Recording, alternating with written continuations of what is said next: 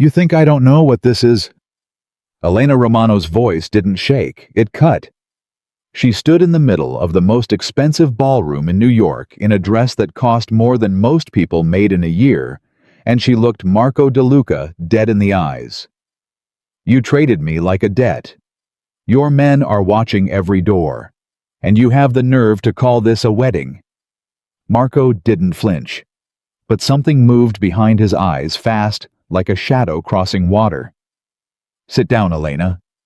Make me. If you're new here, subscribe to our channel and follow this story all the way to the end.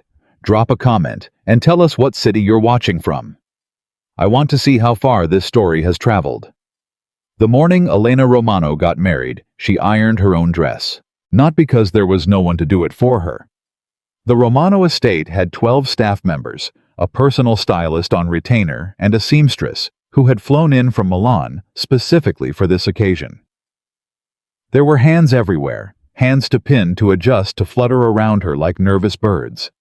But Elena sent them all away at 6 in the morning and stood alone in the basement laundry room of her childhood home, running a steam iron across $4,000 worth of Italian silk.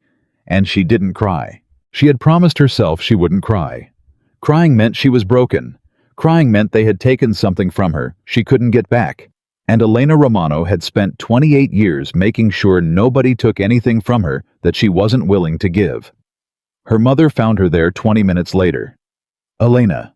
Her mother's voice came from the doorway, soft and cautious, the way you'd approach someone standing too close to the edge of something.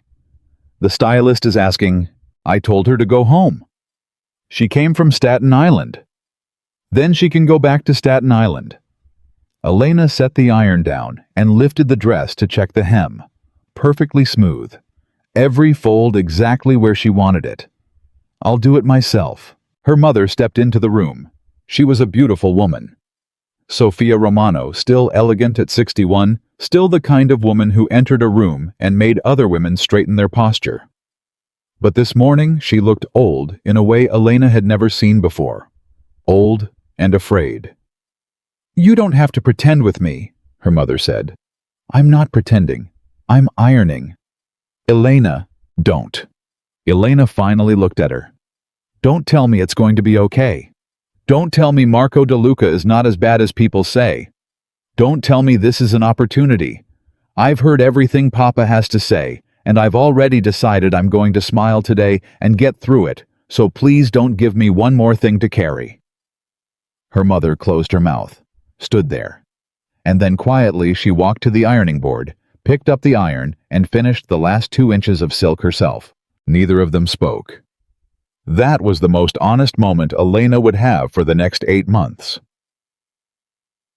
The Romano family owed Marco DeLuca $2 million, not because they had borrowed from him directly. It was more complicated than that. The way things always are when powerful men start making decisions that trickle down to their children. Elena's father, Carmine Romano, had been in business with a man named Saul Brecker, legitimate construction permits, city contracts, the kind of work that looked clean on paper. Saul had borrowed from Marco's organization without telling Carmine. Saul had then disappeared to somewhere that did not have an extradition treaty with New York, leaving Carmine holding a debt that belonged to a dead partnership and a very much alive creditor. Marco DeLuca didn't need the money. Anyone who understood his operation knew that $2 million to him was parking change. What Marco needed was something the money couldn't buy, a foothold in the legitimate business world that the Romano name represented. 3 generations of construction city contracts, political relationships. A reputation that could open doors his family name had always kept closed. Elena's father had offered him 40% of Romano construction. Marco had said no. He'd said, "Give me your daughter." The way Carmine Romano told it later, he had argued. He had resisted. He had tried to find another way. Elena chose to believe the version where her father had fought for her. It was easier than the alternative. The alternative was that her father had said yes before the sentence was finished. Marco DeLuca was 34 years old and had been running the DeLuca operation for 6 years since his father had a stroke and decided that the business was in better hands with his only son. He was not the kind of man who appeared in movies about the Mafia. He didn't wear flashy suits, or carry visible weapons, or surround himself with men who looked like they'd played football in another life. He wore expensive but understated clothes. He drove himself to meetings. He spoke quietly, and he spoke precisely, and he never raised his voice, because men like Marco DeLuca understood that the quieter you were, the harder people listened. He was also, and Elena hated herself for noticing this, extraordinarily handsome, in the way that certain dangerous things are beautiful. The kind of face that made you want to trust it before your brain caught up with your instincts. They had met twice before the wedding. The first time was at a dinner her father arranged at a restaurant in Tribeca. It lasted 40 minutes. Marco had been polite, direct, and completely uninterested in anything she had to say. He'd asked her 2 questions: whether she had any chronic health conditions and whether she had existing commitments he should know about. She'd answered no to both. He'd nodded and gone back to talking contracts with her father. She had driven home that night and sat in her car for 22 minutes, trying to feel something other than rage. The second time was in her father's office when the lawyers drew up the agreement. Elena had read every word of it. She had crossed out 2 clauses, added 3 conditions of her own, and signed her name at the bottom with the kind of handwriting that dared anyone to question whether she had done it willingly. Marco had watched her do it without expression. Afterward, when her father and the lawyers stepped out, he'd said, "You read the whole thing." "I always read what I sign."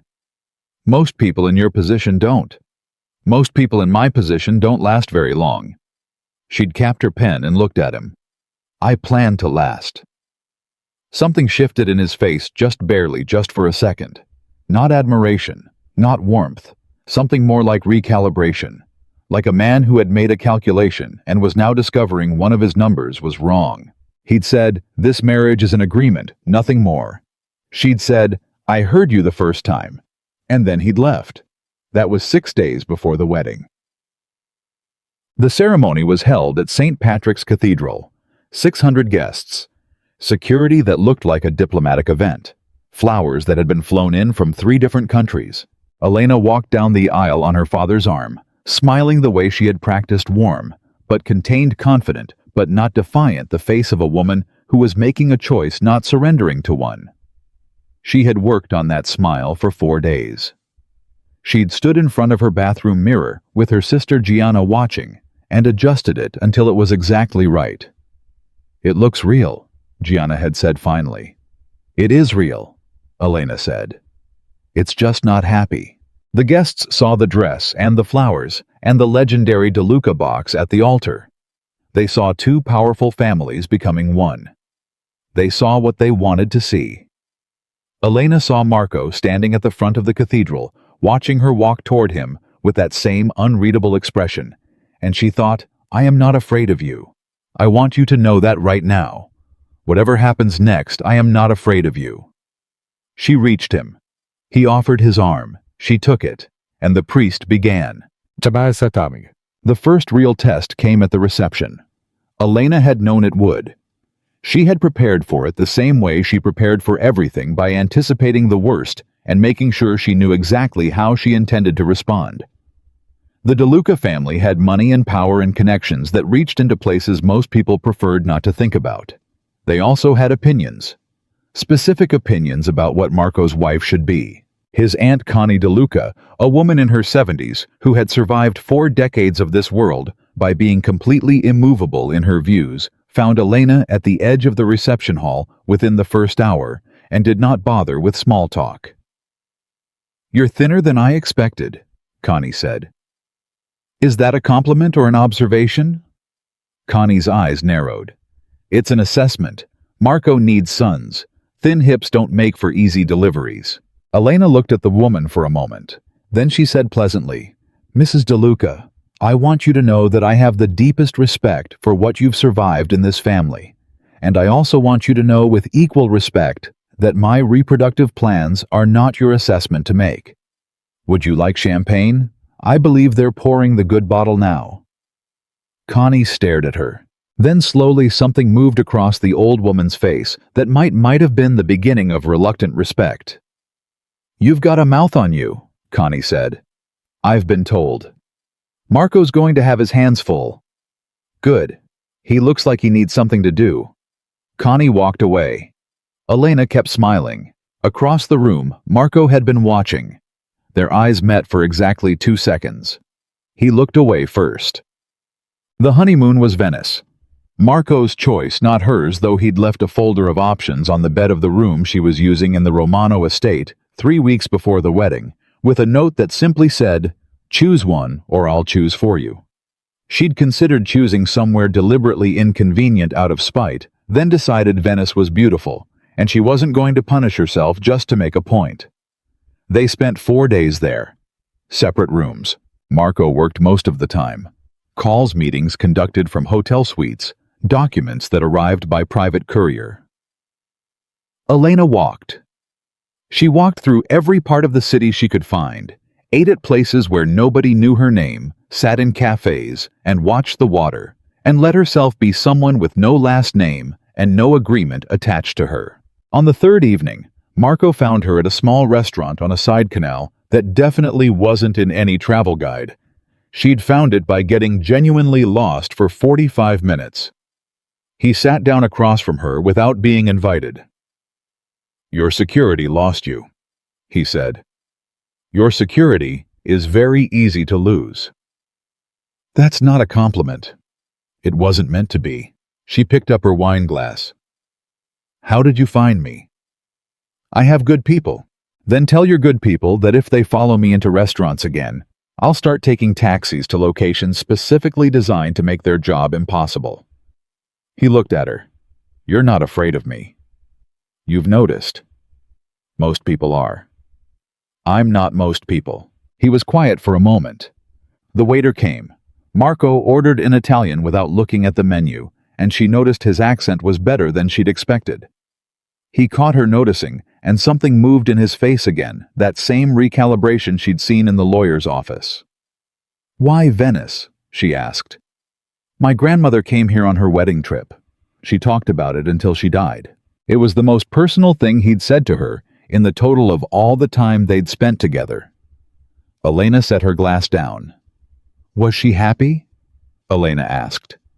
"Mostly. Some years less than others." "That sounds familiar." "She survived 62 years with my grandfather. He was not an easy man." "Neither are you." "No," he said simply. "I'm not."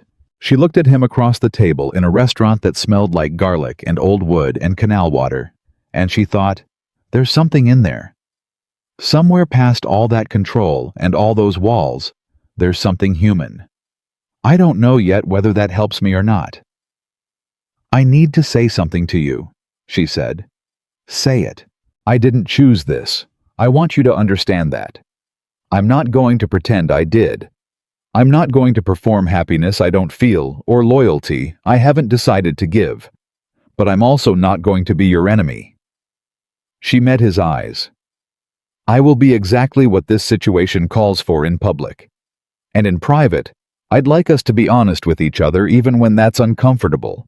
That's the only version of this I can live with." Marco was quiet for a long time.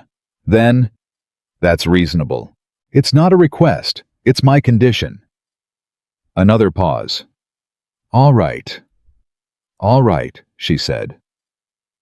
They ate dinner without speaking much after that, but when they left, he walked beside her instead of ahead. And when they got back to the hotel, he stopped at the door of his room and said, "You were right about the restaurant. It was better than anything in the guide." It was the closest thing to a compliment he knew how to give. She accepted it without smiling. The DeLuca mansion was on the Upper West Side, a townhouse that had been in the family for 3 generations, expanded twice and renovated once, massive and beautiful and completely airless, in the way that houses which have never been truly lived in often feel. Elena moved in on a Tuesday.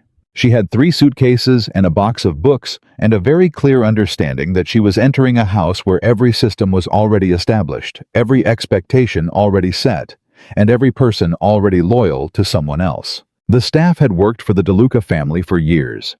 The housekeeper, Mrs. Ferreira, was polite and efficient, and completely unreadable, the kind of woman who had learned to be invisible in other people's dramas.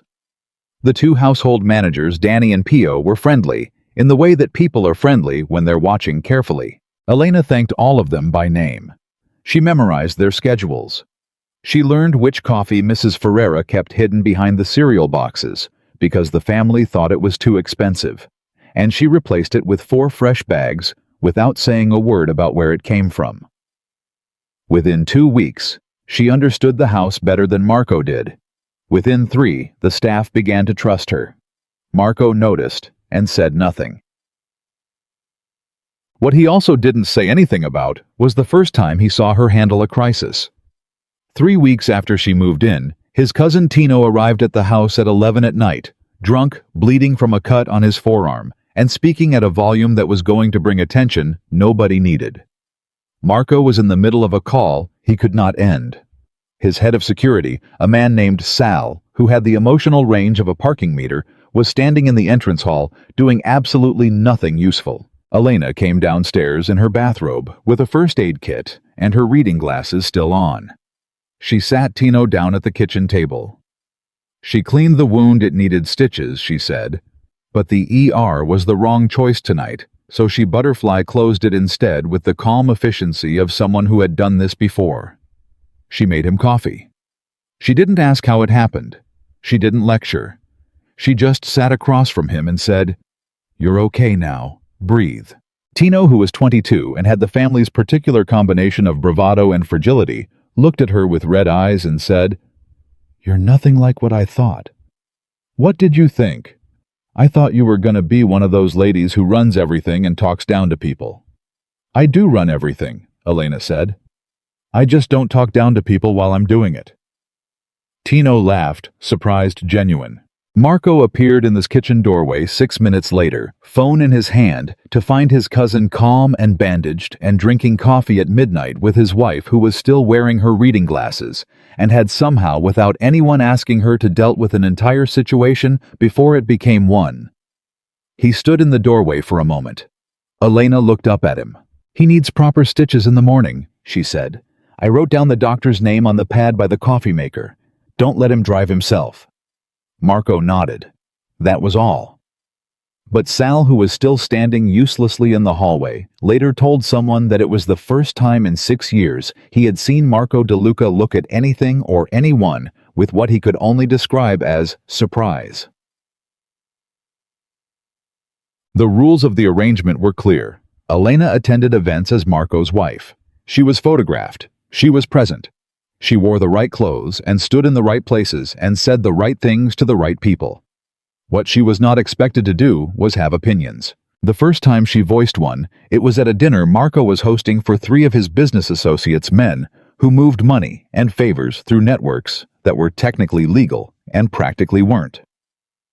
She had been placed at the far end of the table, which was exactly where a well-arranged wife was supposed to sit, visible enough to look good, far enough not to be heard. One of the men, a real estate developer named Castellano, made a remark about a construction bid for a city housing project. He was dismissive. He planned to underbid, win the contract, use substandard materials, and rely on inspectors he had on payroll to close their eyes. He said this openly. Because he was at Marco DeLuca's table, and he assumed that a man in Marco's position would not only understand, but approve. Elena said from the far end of the table, "The Garfield Houses project." The table went quiet. Castellano looked down the length of it. "Excuse me, that's the contract you're talking about. The Garfield Houses low-income renovation project. 412 families." She lifted her water glass. "My father's company poured the original foundation on that building in 1987. My grandfather was the foreman.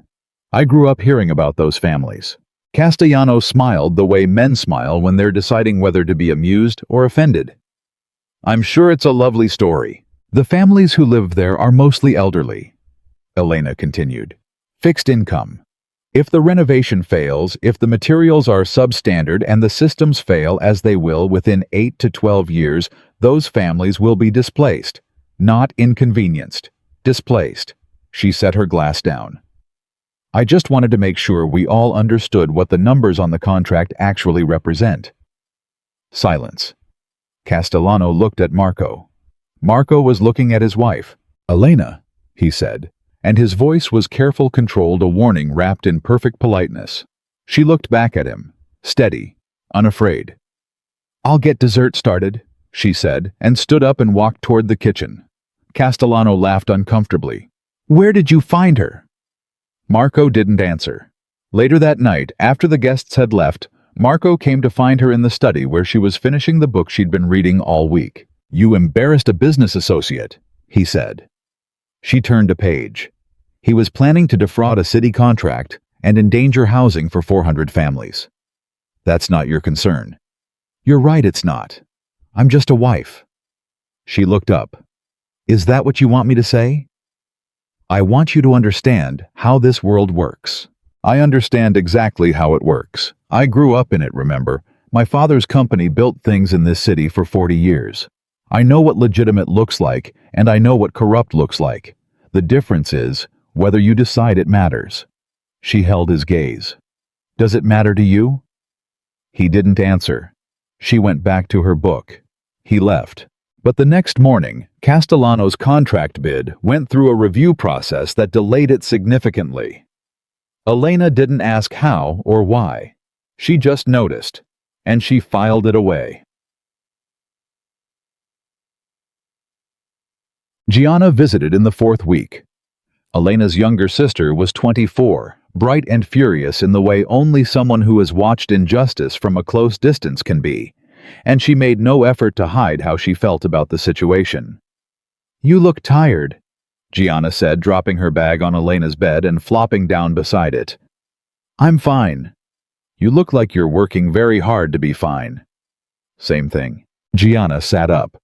Elena, seriously, what is this place? I walked through the front door and I felt like I needed a blood test to prove I was allowed in. Despite herself, Elena smiled. It relaxes eventually. Does it? Gianna looked around the room. Where's all your stuff? Where are your pictures? Where's the lamp you bought in Morocco? I haven't. Elena paused. She hadn't brought personal things. She had brought clothes and books and the basic architecture of functionality. She had not, she realized now, brought anything that made the room hers. You're hiding, Gianna said. You're making yourself small so you don't get in the way. I'm being strategic. That's what you call hiding when you're too proud to say hiding.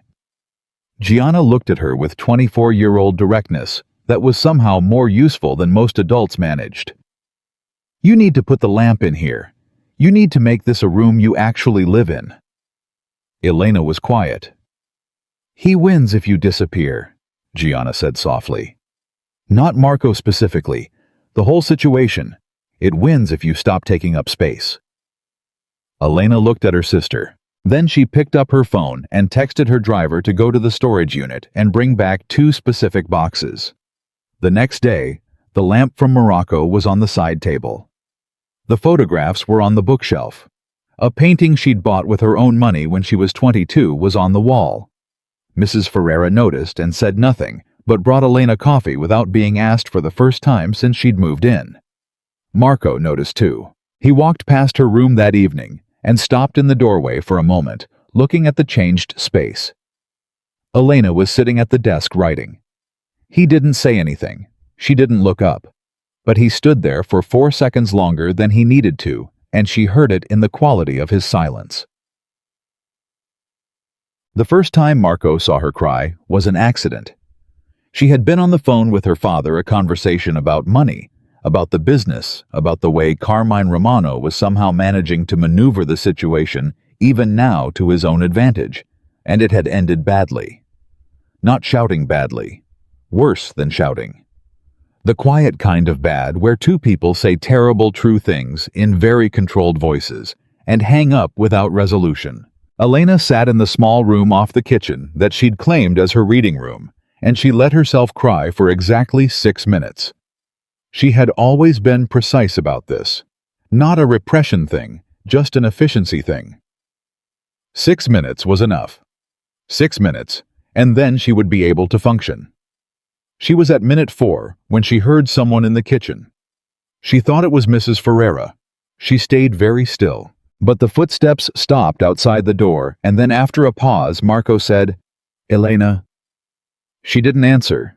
Another pause. Then, "Mrs. Ferreira said you were—" He stopped. He had clearly heard something in the silence. "Are you all right?" "I'm fine." Her voice was controlled. Just barely. "That doesn't sound like fine. I just need a few minutes." A long silence from the other side of the door. She heard him not leaving the particular stillness of someone deciding. Then, "My father used to tell me that crying was weakness. He was wrong. I figured that out eventually." A pause. "I'll tell Mrs. Ferreira to hold dinner." She heard him walk away. She sat with that for a moment. Then she finished her 6 minutes and washed her face and came to dinner. Neither of them mentioned it, but something had shifted, something small and almost structural, like a door that was still closed but wasn't locked the same way anymore. The trouble started with a man named Vincent Caruso. Caruso ran the East Side Territory and had done so for 11 years with Marco's blessing. He was Marco's father's generation old-school steady someone who understood the rules. Elena had met him at 2 events and found him polite and watchful, and the kind of man who noticed things while pretending not to. She didn't know at first that he was watching her specifically. She found out in the 6th week when she overheard a conversation she was never meant to hear. She had come back to the house early from a lunch that ended ahead of schedule, and she was walking through the 2nd-floor hallway when she heard voices from Marco's office, the door slightly open. Marco's voice and another she recognized as Sal's, his head of security. She stopped. "Caruso thinks she's a problem," Sal was saying. "Why?" Marco's voice was flat. "She's been talking to people, staff at the events, some of the wives, asking questions." "What kind of questions?" "The kind that add up, about operations, about the East Side Territory." A pause. "Is she?" Marco sounded careful. "I don't know. But Caruso's convinced she's reporting to someone." "To who?" "He doesn't know.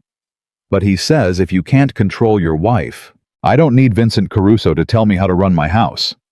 Marco's voice had gone very quiet, dangerously quiet. "Tell him to handle his own business. He's going to keep pushing. Then he can push to my face. We done—" A pause. Footsteps. The door moved and Elena stepped back into the shadows of the hallway alcove as Sal passed without seeing her. She stood there for a long moment. She wasn't reporting to anyone. She had been asking questions the way she always asked questions because she wanted to understand the world she was living in, because ignorance had always felt more dangerous to her than knowledge. It wasn't intelligence gathering. It was just who she was. But that didn't matter. What mattered was that Vincent Caruso had decided she was a threat, and someone was going to keep pulling that thread. She walked back down the hallway and thought, the mistake most people make is that they wait to be attacked before they figure out where they stand. I need to figure out where I stand right now. She confronted Marco that evening, not about the conversation she'd overheard. She knew better than to reveal that she had heard it. But she had thought carefully about how to approach this and decided that directness was the only tool she actually trusted. She found him in the study working and sat down in the chair across from his desk. He looked up. "Vincent Caruso thinks I'm a liability," she said. Marco set his pen down slowly. "Where did you hear that?" "I have ears." She crossed her legs. "I also have a brain, which is apparently the more alarming feature. I need to know something, Marco. Are you going to manage me, or are you going to trust me? Those aren't the only options. They are in my experience. In this world, in your world, people are either trusted or managed, and managed people eventually become problems whether they intended to or not." She looked at him steadily. "I have not been asking questions to spy on your operation. I've been asking questions because I moved into a world I don't fully understand, and I learn by understanding. That's not a threat. That's just who I am." "I know," he said. She hadn't expected that. "You know, I've been watching you for 6 weeks. You don't move like someone gathering information to report. You move like someone making a map. He leaned back. It's not dangerous, but it makes Caruso nervous. Does it make you nervous? A pause. No. She studied him. Then why are you letting Caruso set the terms? I'm not. He thinks you are. Something tightened in Marco's face. Not anger exactly. Something more like the expression of a man who had just been shown a crack in a wall he thought was solid. You're not subtle, he said. I'm not trying to be. I'm trying to understand if I have an ally in this house or not. The word ally sat between them for a moment. You're my wife, he said. That's not what I asked. He looked at her for a long time. Then, you have a man in your corner, whether you want to call it that or not. It wasn't everything she needed, but it was more than she had yesterday. Good, she said. Then let's talk about Caruso. He almost smiled. You're a dangerous woman, Elena Romano. DeLuca, she corrected quietly. At least in public.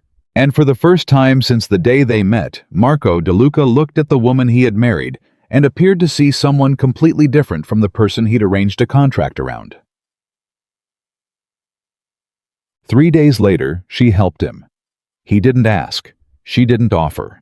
It happened the way things happen when two people have stopped pretending not to notice each other. There was a situation she didn't know all the details and didn't ask for them involving a delivery that was being intercepted, and the person who was supposed to manage the communication between two of Marco's contacts had made an error that was creating a very visible problem at exactly the wrong moment. Marco was on the phone with 3 people simultaneously. Sal was ineffectively running around, and the person who was supposed to fix the communication breakdown was unavailable. Elena picked up the secondary phone, looked at the contact list she had memorized, because she always memorized things because information was safety, and made 2 calls. She spoke calmly. She used language that was professional and contained no identifying details. She moved the pieces that needed moving. By the time Marco looked up from his primary call, the situation had resolved. He stared at her. She set the phone down and went back to the book she'd been reading. How did you? Your contact list is alphabetical, but the secondary contacts are in the bottom drawer, not the phone itself. I noticed the first week. She turned a page. You need a better filing system. A long silence. Thank you, he said. She looked up. Marco DeLuca did not say those words frequently or easily. She could hear that in the way he said them, careful, like he was handing her something he wasn't sure she'd handle. You're welcome, she said. And something changed between them. Something neither of them was ready to name. But it was there, as real as anything else in that house. The question was whether it would be enough, because Vincent Caruso had not stopped watching. And the clock on whatever patience he had left was already running out. Caruso made his move on a Wednesday. Elena found out the way she found out most things in that house, not because anyone told her, but because she paid attention to the things people thought were too small to hide. The shift in Mrs. Ferreira's posture when Marco came home that evening. The way Sal posted himself outside the study door instead of in his usual position by the front entrance. The fact that Marco had canceled dinner without explanation, which he had never done before in the 8 weeks she had lived there. She waited until 10 o'clock. Then she knocked on the study door. Not now, Marco said. She opened it anyway. He was standing with his back to the door phone in hand, and when he turned, his face was controlled in the particular way that meant something was wrong behind it. Sal was in the corner.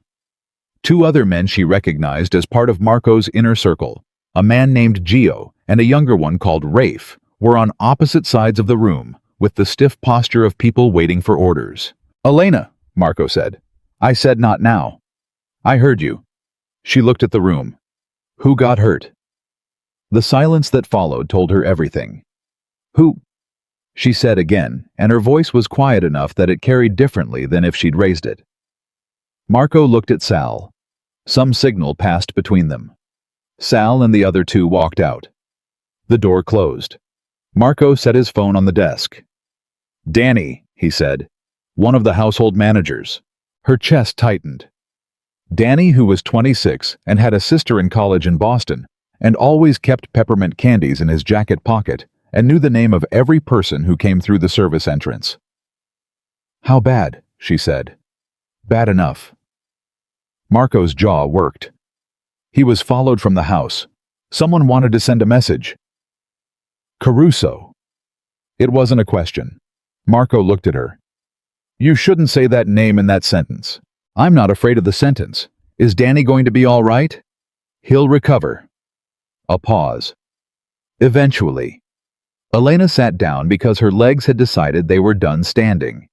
She pressed both hands flat on her knees and breathed through it, the guilt of it, the nauseating knowledge that Danny had been hurt because he lived in this house, because he worked for people whose enemies needed targets. "This is because of me," she said. "Don't, Marco." She looked up. "I'm not performing guilt. I'm following the logic. Caruso thinks I'm a liability. He's showing you what happens to people near me." She held his gaze. "So let's talk about that." He sat down across from her, not behind the desk, but in the other chair so they were level. She noticed that. He didn't do that often. "He's trying to force a choice," Marco said, "between his comfort and your wife. Between his cooperation and a problem he's decided you represent." Elena thought about Danny's peppermint candies, about his sister in Boston, about the fact that he had done nothing, absolutely nothing, except work for people who had drawn a target on themselves. "What are you going to do?" she said. "Handle it." "That's not an answer." "It's the only answer I can give you right now." She studied him. There was something in his face that she had not seen there before, not uncertainty exactly, but something close to it. Marco DeLuca moved through the world with the absolute confidence of a man who had never questioned his right to occupy space in it. This was different. This was a man who had made a calculation and was looking at the result and not fully recognizing it. "He's been planning this longer than this week," she said. "This isn't Caruso reacting to me. This is Caruso using me. Something changed in his position before I ever arrived, and he's built a case around my presence to cover it." Marco went very still. "Say that again," he said. "The timing. I've been here 8 weeks. If I were genuinely the problem, he would have moved faster. Men like Caruso don't wait 2 months to protect their territory. They move immediately before the thing they're afraid of can establish itself." She leaned forward slightly. He waited. That means he needed time to arrange something. He wasn't reacting to me. He was constructing a reason. The study was very quiet. Marco's eyes moved not quickly, not dramatically, just the internal movement of a man reorganizing what he thought he knew. "You figured that out when?" he said. 3 days ago, when you didn't shut him down fast enough after the conversation with Sal." She paused. "The version of you that's running this family the way your father expected you to would have ended that conversation in 4 words. You didn't, which means you're already uncertain about Caruso for reasons that have nothing to do with me." Marco picked up his phone, set it down again.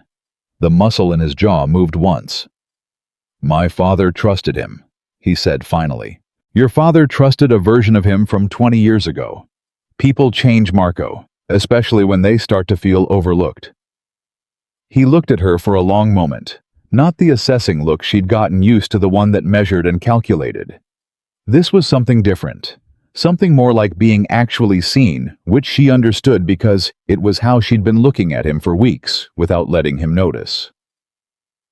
"You're not what anyone told me you were," he said. "I know." She stood. "Go check on Danny. The rest of this will still be here in an hour."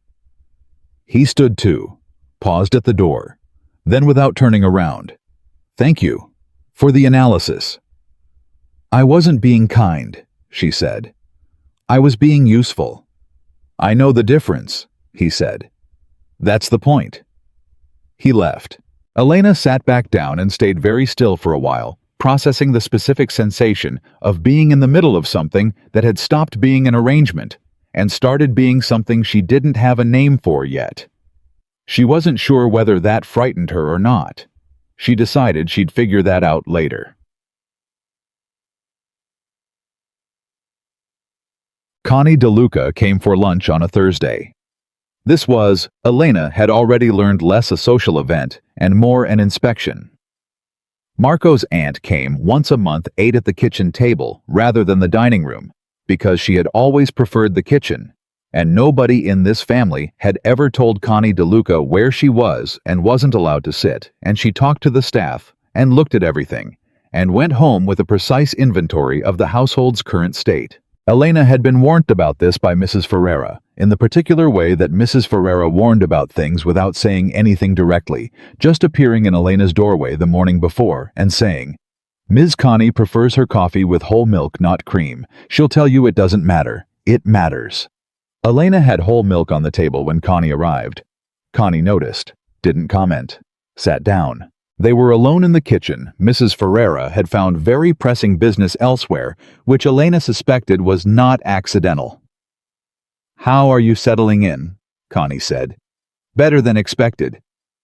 "Better than you expected, or better than we expected?" "Both, I think." Connie poured her coffee. "The staff likes you." "I like them." "That's not as common as it should be in houses like this." Connie looked at her directly in the way old women who had stopped needing to be polite looked at people. "You're not what Marco thought he was getting." "What did he think he was getting?"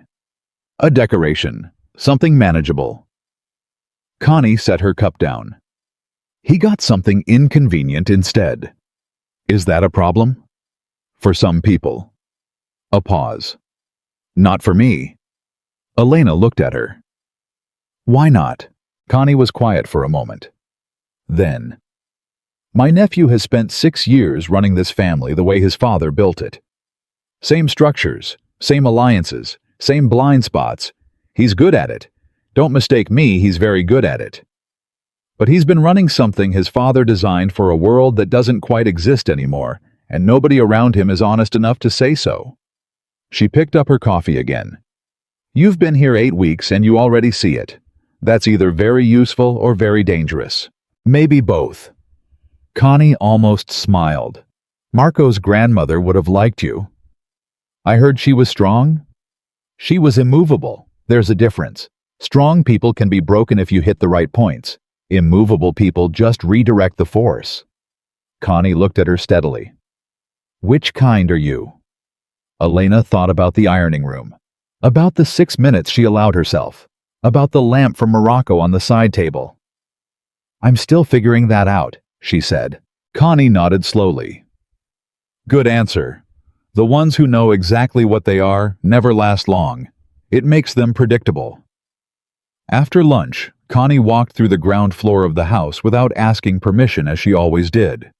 Elena walked with her, not following, not leading, just present.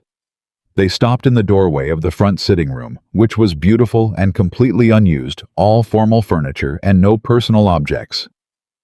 "This room needs to breathe," Connie said. "I know. Do something with it." Marco barely knows this room exists. It was his mother's room. She died when he was 14, and after that nobody was allowed to change it. Connie looked at the space with the expression of someone who had held a sadness for a long time. But keeping it like a museum doesn't honor her. It just keeps everyone out. Elena looked at the room. "I'll think about it," she said. "Don't think. Do." Connie touched her arm once briefly, the first physical contact between them. "You're not a guest here, Elena. Stop acting like one." She left 20 minutes later. Elena stood in the doorway of the unused room for a long time after that. Then she called a florist.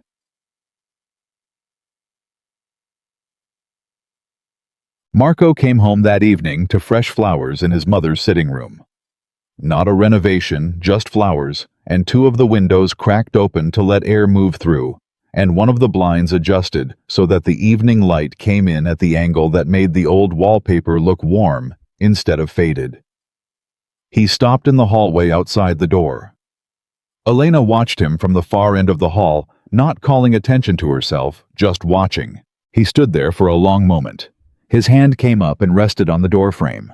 Something moved through his body, A breath held and then released, slow and deep, the kind of breath that carries something old. He didn't go in, but he stood there for almost a full minute, which was long enough. Then he walked to his office without saying anything. That night at dinner, he was quieter than usual, which was saying something. But twice, Elena caught him looking at her with an expression she hadn't seen on him before.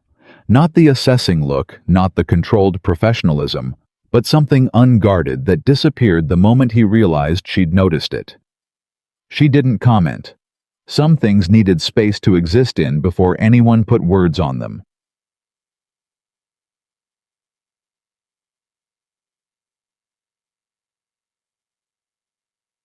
The situation with Caruso escalated on a Friday afternoon. Elena was at a luncheon for the wives and partners of several prominent business families, one of the events that fell under the public-facing requirements of her role. She had gotten good at these.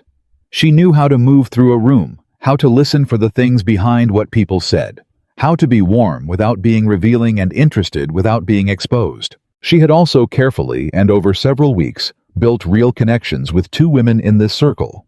Mara Benedetti, who was sharp and funny, and married to a man who occupied the same gray area of legitimate adjacent business as Marco and Lucia Santoro, who was older and had been in this world for 30 years, and knew where all the bodies were metaphorically, if not always literally. It was Lucia who found her between courses and touched her elbow and steered her gently toward the far side of the room.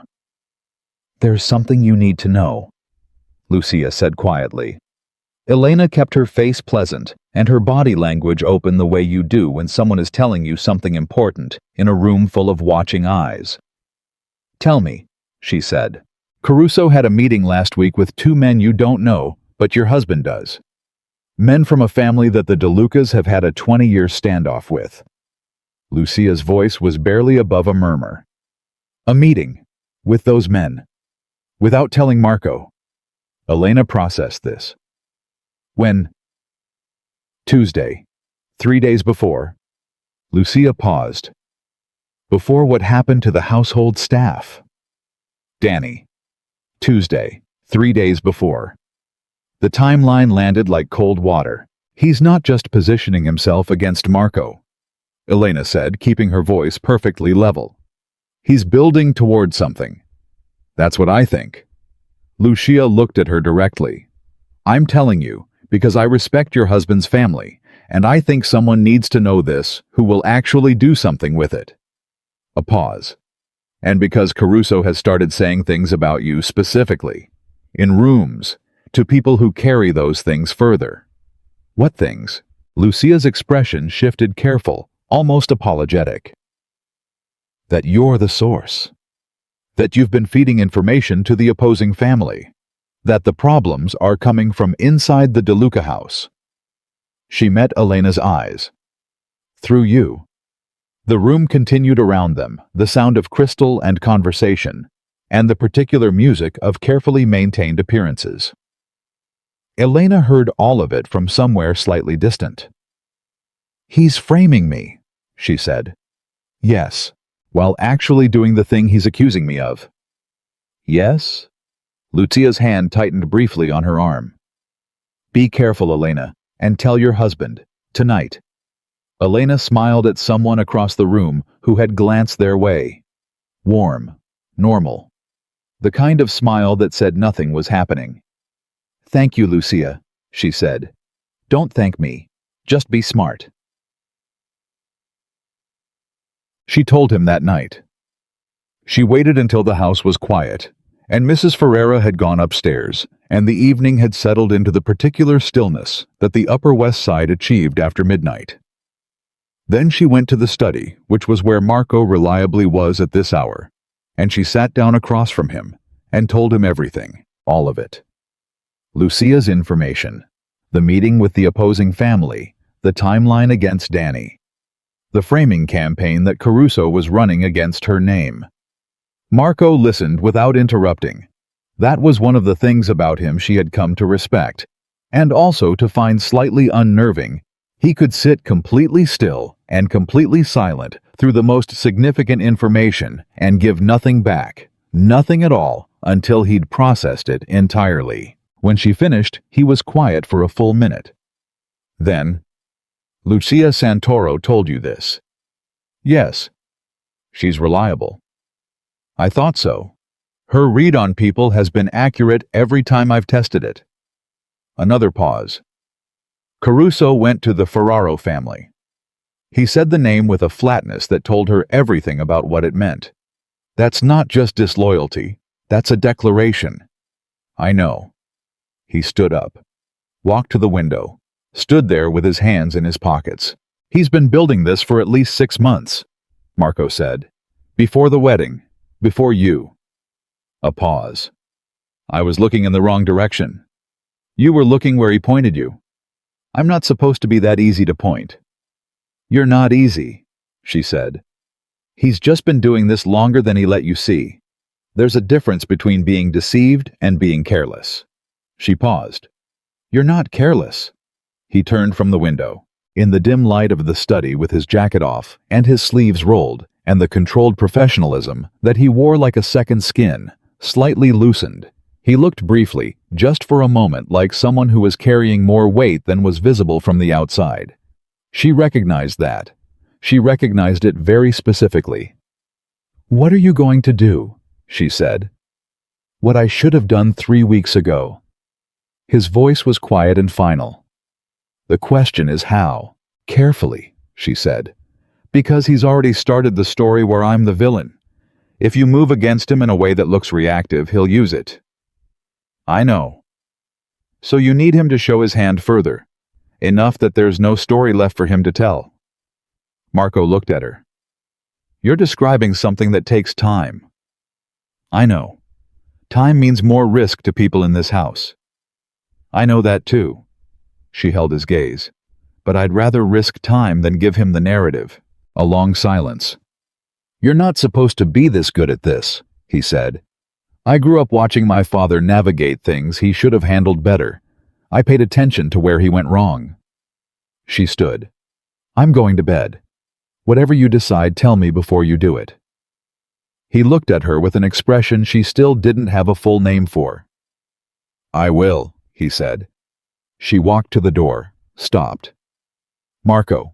She didn't turn around. "What?" "Danny's first day back, whenever that is, make sure the kitchen has peppermint candies. He keeps them in his pocket. It'll matter to him." She heard him exhale, not quite a sigh, not quite a laugh, something in between. "I'll tell Mrs. Ferreira," he said. She went to bed. She lay in the dark, in the room that now had her lamp and her photographs and her painting and her own particular geography, and she thought about the distance between where she had been 8 weeks ago, standing in the laundry room, ironing silk, and promising herself she wouldn't cry, and where she was now. She was in the middle of something much more complicated than a transaction. She wasn't sure whether that was better or worse than what she'd prepared for. But she was not disappearing. She was not becoming small. She was standing in the center of this complicated, dangerous human situation, and she was thinking clearly, and she was present fully, completely present in a way she hadn't expected. She fell asleep thinking about the expression on Marco's face when he stood in the doorway of his mother's sitting room. Unguarded, just for a moment, like a man remembering something he'd been afraid to remember. The next 3 weeks moved quickly. Marco did not tell her the specifics of what he was doing about Caruso, this she expected. There were rooms in his world she was not in operations. She was not part of decisions that were not hers to make. She understood that.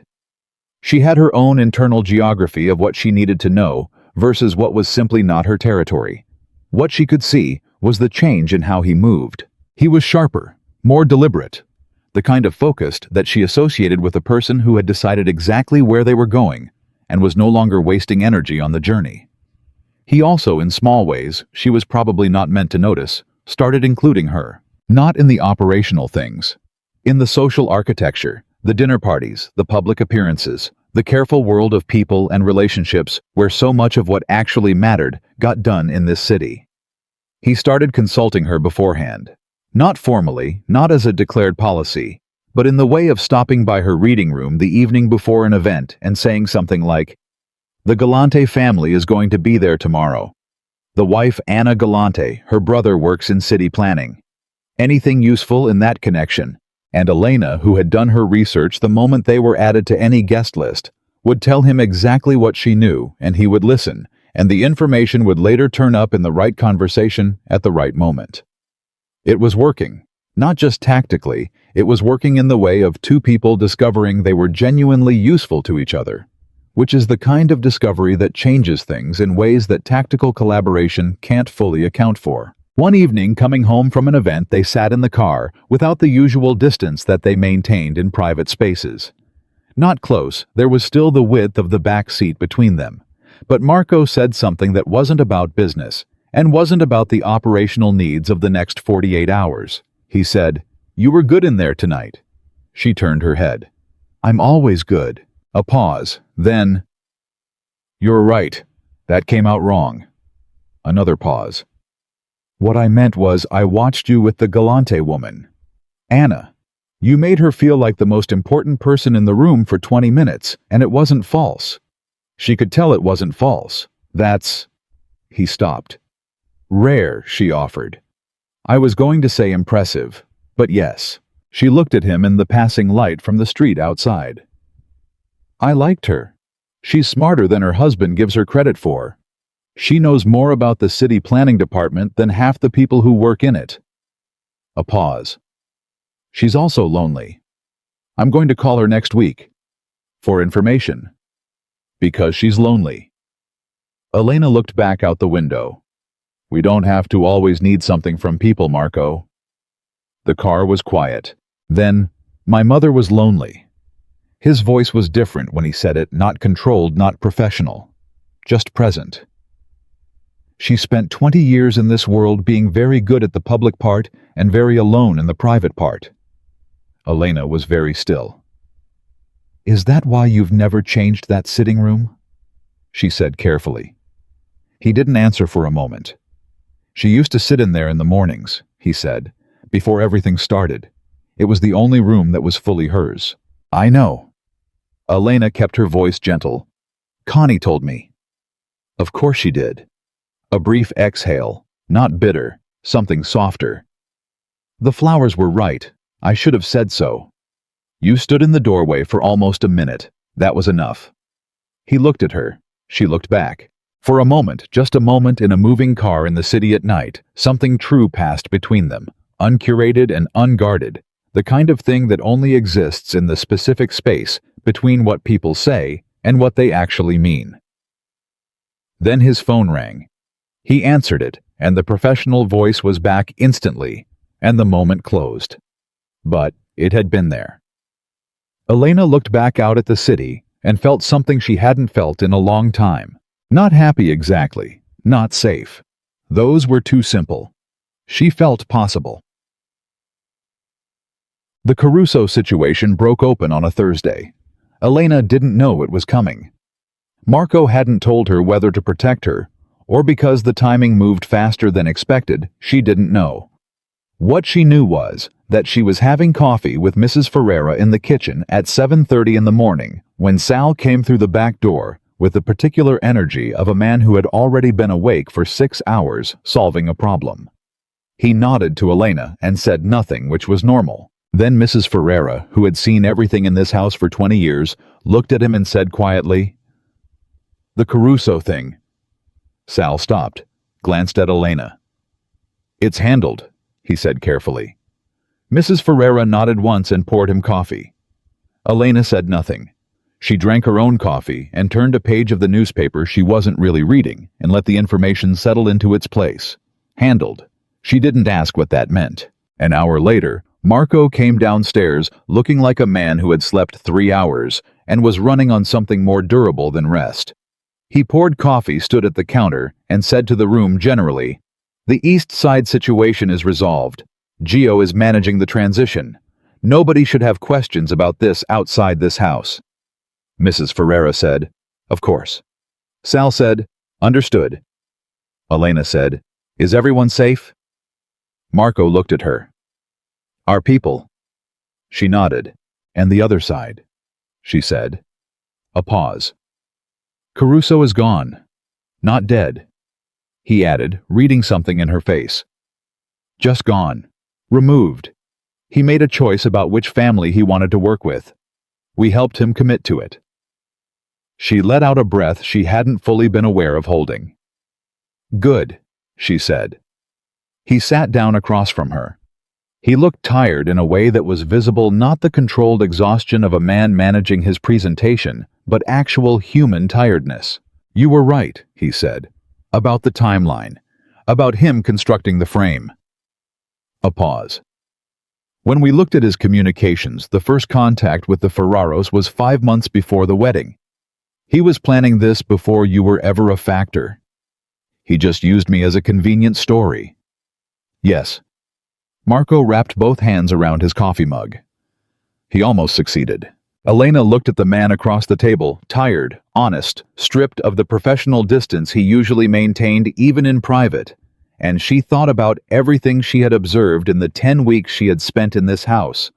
All the small, careful things she had filed away, all the moments when she had caught glimpses of something human beneath the control. You didn't let him succeed, she said. We didn't. He met her eyes. That's the accurate version. It was a small thing. A pronoun. But in this world, in this house between two people who had started as strangers bound by a contract and become something neither of them had a word for, it was not a small thing at all. We. She picked up her coffee. He picked up his. Outside the city was doing what it always did, moving. Grinding, running on its own particular schedule without reference to anyone's personal rearrangements. But in the kitchen of the DeLuca townhouse on the Upper West Side, two people who had been built separately and thrown together by someone else's calculation were sitting across from each other and using the same pronoun, and that was something. That was, Elena thought, quite a lot. What she didn't account for was how visible that something had become. Not to them, they were careful in the way that people who have both spent their lives managing appearances are careful. But to the world that surrounded them, the world of alliances and politics, and the particular social surveillance that powerful families exercised on each other, the change was visible. And visible things in this world always attracted attention. Some of it was good. Lucia Santoro called to say she was glad things had settled. Connie DeLuca came for her monthly lunch and spent 20 minutes telling Elena nothing useful and observing everything. The staff moved through the house with an ease that hadn't been there in the beginning, but some of the attention was different. There were men in Marco's circle, not Caruso's people, different men, men with longer histories and deeper grievances who had watched Caruso's removal and drawn their own conclusions. Not about what Caruso had done, about what had changed inside the DeLuca household, about the woman who was now sitting in rooms she hadn't been sitting in before, about the way Marco DeLuca had started running certain decisions through his wife, about the possibility that the organization's decision-making had acquired a new center of gravity, and that new center of gravity was someone they had not vetted, had not approved, and could not read. Elena didn't know the names of these men yet. She would. But not before they made their first move, and not before Marco made the mistake that she never, even in the worst versions of what she'd prepared herself for, saw coming. The invitation came on a Monday morning, printed on heavy cream stock, with the kind of embossing that announced its own importance before you read a single word. The Aldrich Foundation Gala. The last Friday of the month. Black tie. The Plaza Hotel. 400 of the city's most photographed people in one room for one evening, all performing generosity for a children's hospital that genuinely needed it, and for each other's benefit equally. Elena read it at the kitchen table while her coffee went cold. She already knew about this event. It had been on Marco's calendar for 3 months. She'd seen it when she'd reorganized his scheduling system in week 5, the reorganization he hadn't asked for and hadn't stopped. The Aldrich Gala was significant, not just socially. It was the event where several of the city's largest infrastructure contracts got quietly arranged between cocktail courses, where political relationships got cemented or severed, where being seen with the right person at the right moment was worth more than a month of private meetings. She had been preparing for it. What she had not been prepared for was the conversation she overheard 4 days before it happened. She was coming down the back staircase, the one that ran past Marco's office, rather than through the main hall, when she heard voices. Not raised, not urgent. Just the particular quality of conversation that happens between men who believe they are not being heard. She recognized the voice immediately. Nico Ferretti, 48 years old. Third-generation money, a man who had worked alongside Marco's father and considered himself a senior member of the family's inner circle by virtue of tenure alone. She had met him at 2 events, found him charming in the way that men who have always been deferred to are charming, and noted carefully that he had never once addressed a question directly to her in any conversation she was part of. She stopped on the stairs. "The problem," Nico was saying, "is that she's been in rooms she shouldn't be in. People are noticing Marco. The wrong people." A pause. Marco's voice controlled, "She's my wife. She's a Romano, and the Romano family has connections that predate your marriage and will outlast it. You know that." I know Caruso tried to use that same logic and it didn't hold. Caruso was disloyal. This is different. This is about optics. Nico's voice was patient in the way of a man who believed patience was a form of authority. At the Aldrich event, there are people coming who need to see the DeLuca operation as solid, contained, and fully internal. They don't know her, they don't trust her, and having her positioned as your partner. He said the word with a delicacy that made it mean something else entirely. It creates questions we don't need before this contract cycle. She's been nothing but an asset. Marco. A pause. Careful. I'm not questioning your personal judgment. I'm telling you what the optics require. At the gala, you need distance. Introduce her correctly. A wife at an event, not another pause. What she's been lately. Elena stood very still on the stairs. Her hand was on the railing. She made herself breathe slowly. Made herself stay with what she was hearing, rather than moving away from it, because the information was important, even when the receiving of it felt like a hand closing around her throat. Marco's voice. I'll consider it. Not no. Not my wife is not a liability. Not the woman you're talking about has done more for this organization in 12 weeks than half the men in this room have done in years. I'll consider it. She moved back up the stairs quietly, went to her room, sat on the edge of the bed with her hands in her lap, and stayed there for a long moment. Not crying, she had promised herself, and that promise still held, but feeling the specific and particular sensation of a floor she had been standing on, turning out to be less solid than she had believed. She had known this world ran on loyalty and appearance, and the constant management of perception. She had known that. She had built her entire strategy around it, working within the system, making herself genuinely useful, becoming someone who was difficult to remove precisely because she had become necessary.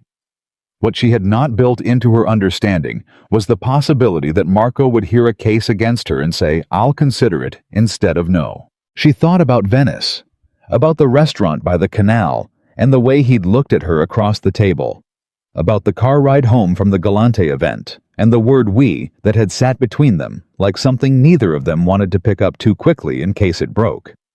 She had been so careful not to need things. She sat there for 40 minutes.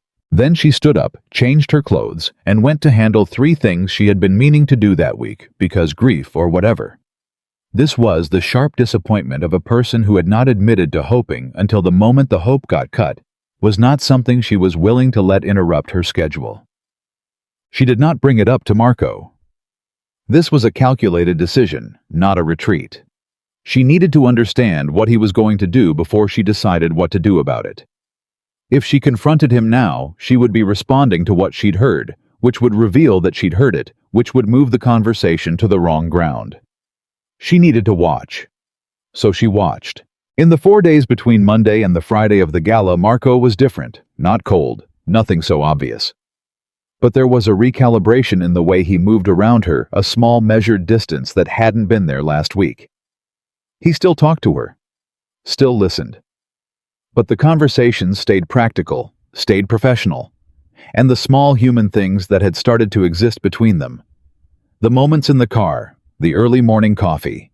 The way he'd once stood in the doorway of his mother's room for almost a minute. Those felt like they had retreated behind a wall that had quietly rebuilt itself overnight. She understood what was happening. He was choosing the shape of the thing over the content of it. She had seen men do this her entire life, her father included. Choose the arrangement over the person.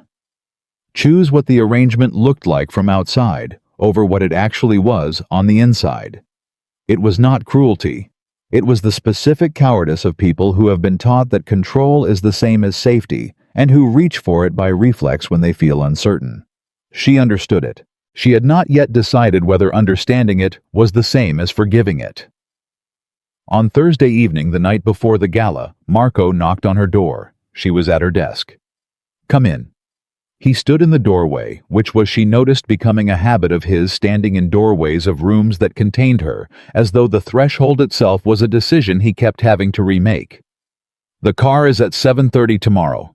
The event starts at 8. I know. There will be people there from outside the city, some from overseas.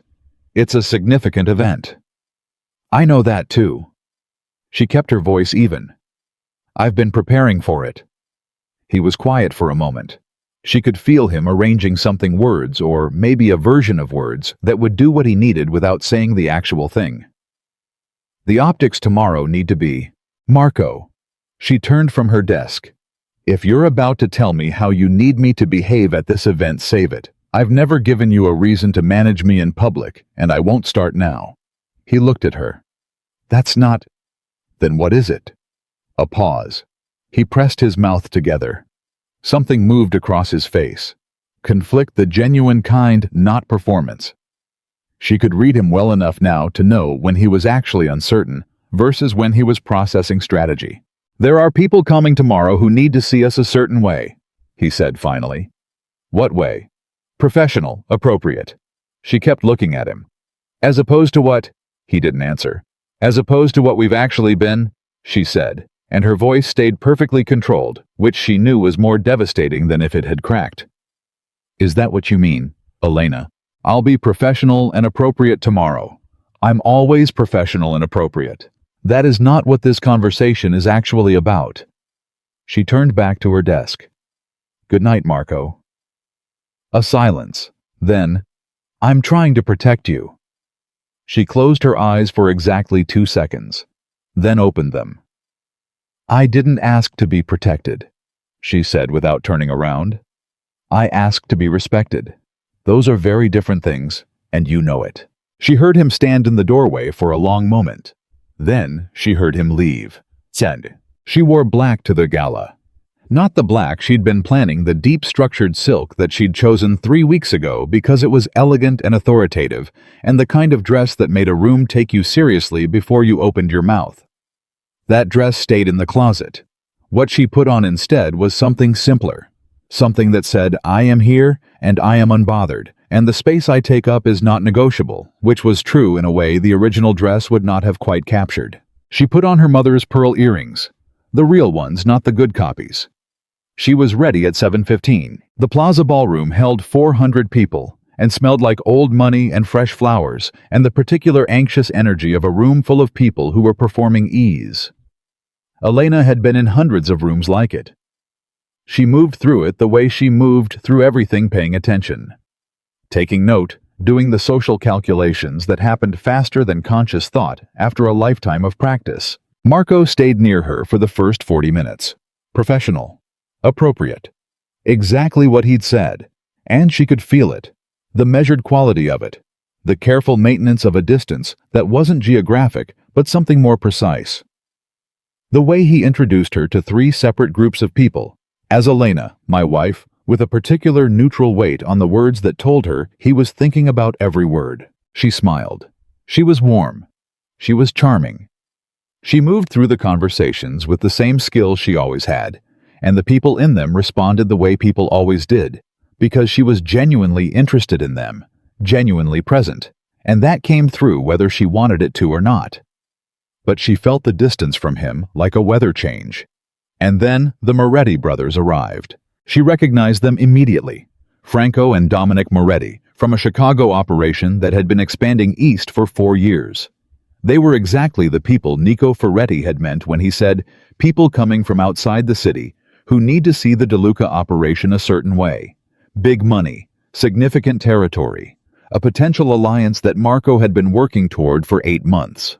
They arrived with 3 men each, all 6 of them, with the particular posture of people who traveled with a perimeter. Marco excused himself from the group he was with. Elena watched him cross the room. And then she watched Nico Ferretti appear at his shoulder smoothly, naturally, the way a man who has choreographed a scene moves to his mark. She understood what was coming 45 seconds before it happened. Not the specific words, not the exact shape of it, but the architecture. She saw it the way you see the structure of something when you've been trained to look for structures. She picked up a glass of water from a passing tray and held it and watched. Marco reached the Moretti brothers. Handshakes. A genuinely warm exchange. She could see it was real, that these men had met before and had history that was positive. Franco Moretti was 60 broad, the kind of man who laughed easily and was dangerous for it. Elena took a breath, started moving in that direction, not rushing, just the natural drift of a wife at a significant event moving toward her husband's position. She was 20 feet away when she saw Marco glance toward her. And then the smallest, most controlled gesture, Nico Ferretti said something near his ear, and Marco's head turned back to the Morettis, and he stepped slightly, just slightly, so that his body was angled away. The door had closed. She stopped walking, stood still in the middle of 400 people, and processed what she had just seen. Franco Moretti looked past Marco and saw her standing there in black with her mother's pearls, and her expression composed into something that took every skill she had ever developed, and said louder than necessary, "Is this your wife, Marco? I heard about the Romano marriage." The circle of people around them went quiet. Not the whole room, just that radius. Marco turned, looked at her, and in the half-second before he spoke, she saw it, the decision happening, the weighing, the calculation. She saw him make the choice. Elena is... He paused. One single beat. One beat too long. She's the daughter of the Romano family, part of our business arrangement. Not my wife, not my partner, not even the professional warmth of Elena, who you should know. Business arrangement. In front of Franco Moretti and his 6 men, and Nico Ferretti, and whoever else was in that radius of quiet, Marco DeLuca introduced her as a business arrangement. The air in the room did not change. The music kept playing. The conversations around them kept going. To anyone more than 10 feet away, nothing had happened at all. But Elena was not more than 10 feet away. She was right there. Franco Moretti, to his credit, looked briefly uncomfortable, the look of a man who had expected a wife and been handed a contract clause instead, and wasn't entirely sure what to do with the social math. He said, "Lovely to meet you," in the tone of someone managing the gap between what they expected and what arrived. Elena smiled at him. She smiled the smile she had practiced in her bathroom mirror with Gianna, watching the smile that was real, but not happy. And she said, "Mr. Moretti, I've heard Marco speak well of the work you're doing in Chicago, the East Corridor expansion especially." She said it warmly, specifically, with the confidence of someone who knew exactly what she was talking about, because she did. Franco Moretti blinked, reassessed, said, "You're familiar with the details." "I try to stay informed." She held his gaze pleasantly. "Marco speaks highly of your organization's approach to long-term stability. It's not common." Franco looked at Marco. Something shifted in his assessment, not of Elena, but of the situation. Marco said nothing. Elena thanked them both, excused herself graciously, and walked away. She walked through the room at exactly the pace she intended. Not fast, not slow, not the retreat of someone who had been humiliated, just a woman moving through a room at the pace she had decided. She found Lucia Santoro near the far edge of the room and said very quietly, "Don't look concerned. I'm fine. Tell me what you see from over here." Lucia, who was 63 and had not survived 30 years in this world by missing things, said, Moretti looks impressed. Nico Ferretti looks annoyed. Marco looks like a man who knows he's made an error. Good, Elena said. That's accurate on all three. Are you actually fine? Not even slightly. She picked up a fresh glass of water from a passing tray and held it with both hands because her hands wanted something to do. But I will be. She lasted another hour at the event. She worked the room with the precision of someone who had decided this night was not going to be defined by what had happened in that one radius of quiet.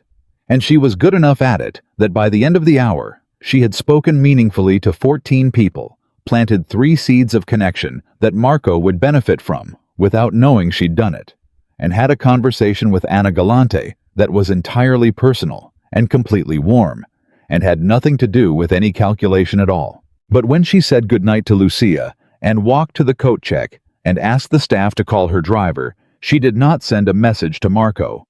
He could find his own way home. She was in the car blocks from the plaza when her phone lit up. Marco. Calling. She watched the screen until it stopped. He called again. She put the phone face down on the seat beside her and looked out at the city going by and thought about a very specific thing the moment when she had been walking toward him across the ballroom floor and he had looked at her and then looked away. She thought about the fraction of a second that had contained the decision, the weight of it, the way it had landed. The car pulled up to the townhouse. She went inside. She went upstairs, took off her mother's earrings and set them on the dresser. Carefully sat on the edge of the bed in the black dress and allowed herself something she had not allowed in months. She admitted that she had wanted something she had not admitted to wanting. Not luxury, not protection, not even respect exactly. She had never stopped demanding that and could go on demanding it indefinitely. She had wanted him to choose her, not strategically, not as an arrangement, not as the thing that made the most sense in the management of his world, just her. The woman who ironed her own dress on the morning of her wedding, and memorized his contact list, and replaced Mrs. Ferrera's hidden coffee, and sat with his drunk cousin at midnight, and put flowers in his mother's room. She had wanted him to turn to Franco Moretti in front of Nico Ferretti and everyone else in that radius and say, "This is my wife. Full stop. No arrangement, no clause. Just, this is my wife and she's here, and that is the whole sentence." He hadn't. She sat with that for a while. Then she heard the front door open downstairs. She heard Marco's footsteps in the hallway. She heard them stop at the bottom of the stairs. She heard nothing. Long nothing. The particular stillness of someone deciding. Then the footsteps on the stairs. They stopped outside her door. She didn't move. A knock. Quiet. "Elena?" She didn't answer. "Elena, I know you're awake." Still nothing. "I made a mistake tonight." His voice was different from the hallway lower stripped of the professional polish, just the actual voice of him. "I need to say that." She looked at the door. "You said it," she said. "Good night." A long pause. "That's not—" He stopped, started again. "Can you open the door?" "No." Another pause. She could feel him out there, the weight of him standing on the other side of a door, which was different and more complicated than the simple geography would suggest. "Nico told me it would look better," Marco said, "for the Morettis, that having you positioned as a business connection rather than—" He stopped again. "I made a calculation, and the calculation was wrong." "The calculation wasn't wrong," Elena said. "It probably worked fine for the Morettis. Nico was happy. You got what you needed out of the optics." Her voice was level and precise. What was wrong was doing it. Silence. "There's a difference," she continued, "between a wrong calculation and a choice you made about what mattered more. I need you to understand that distinction. Because you knew what you were doing, and you did it anyway." "Yes?" he said. "Just that. No defense, no explanation, just the admission straight." She pressed her lips together. "That's the first honest thing you've said to me since Monday," she said. Another silence. Longer. "You heard the conversation with Nico," he said. Not a question. "Thursday morning, The back staircase. The air on the other side of the door changed. She could feel it, the specific texture of a man absorbing the full weight of something. How long have you? 4 days. I wanted to see what you'd decide. She stood, walked to the window, kept her back to the door. I told myself I'd be wrong, that you'd walk into that room and stand beside me the way you've been standing beside me for the last 3 weeks, and none of it would matter. Her voice stayed steady. I was not wrong. Elena, I'm not angry. She turned around, faced the door she hadn't opened. That's the part I need you to understand. I'm not angry. I'm clear about what this is, about what I am to you when something matters more. She exhaled. And I think I needed to know that. So in a way, you did me a favor. Don't do that, he said, and his voice was raw in a way she had never heard it. Don't make it clean. It wasn't clean. No, she agreed. It wasn't. A long, complicated silence. Then, I'll fix it. You can't unfix what it revealed. I can show you it was wrong. That I understand it was wrong. Understanding it and having not done it are two very different things, Marco. She looked at the door. I'm going to sleep now. We can talk tomorrow. Elena.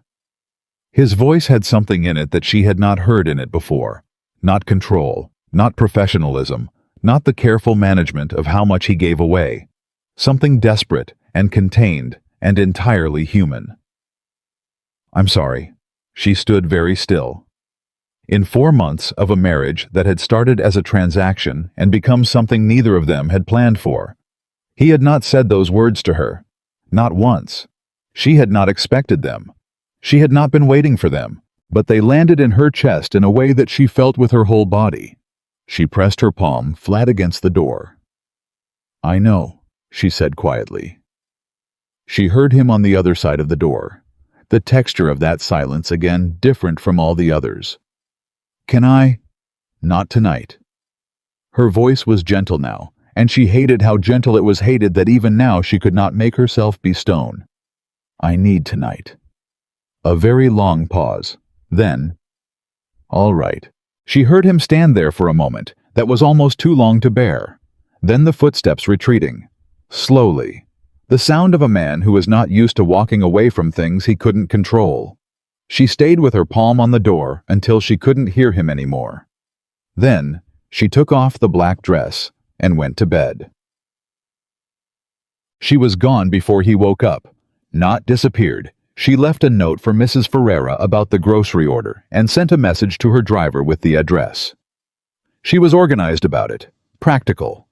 She took a bag and went to Gianna's apartment in Brooklyn, which was small and slightly chaotic and smelled like the coffee Gianna burned every morning without learning from it, and she sat at her sister's kitchen table and told her everything. Gianna listened. The way Gianna always listened, without interrupting, without offering solutions before she'd heard it all, which was a skill she'd developed specifically for conversations with Elena. When Elena finished, Gianna said, "What do you need right now? Not tomorrow. Right now." "I don't know." "That's a first." "I know." Elena wrapped both hands around her coffee mug. "I had it very clearly organized in my head, what this was, what I was doing in it, what I was willing to want, and what I wasn't. And then somewhere in the last 2 months, I stopped being organized about it and started being..." She stopped.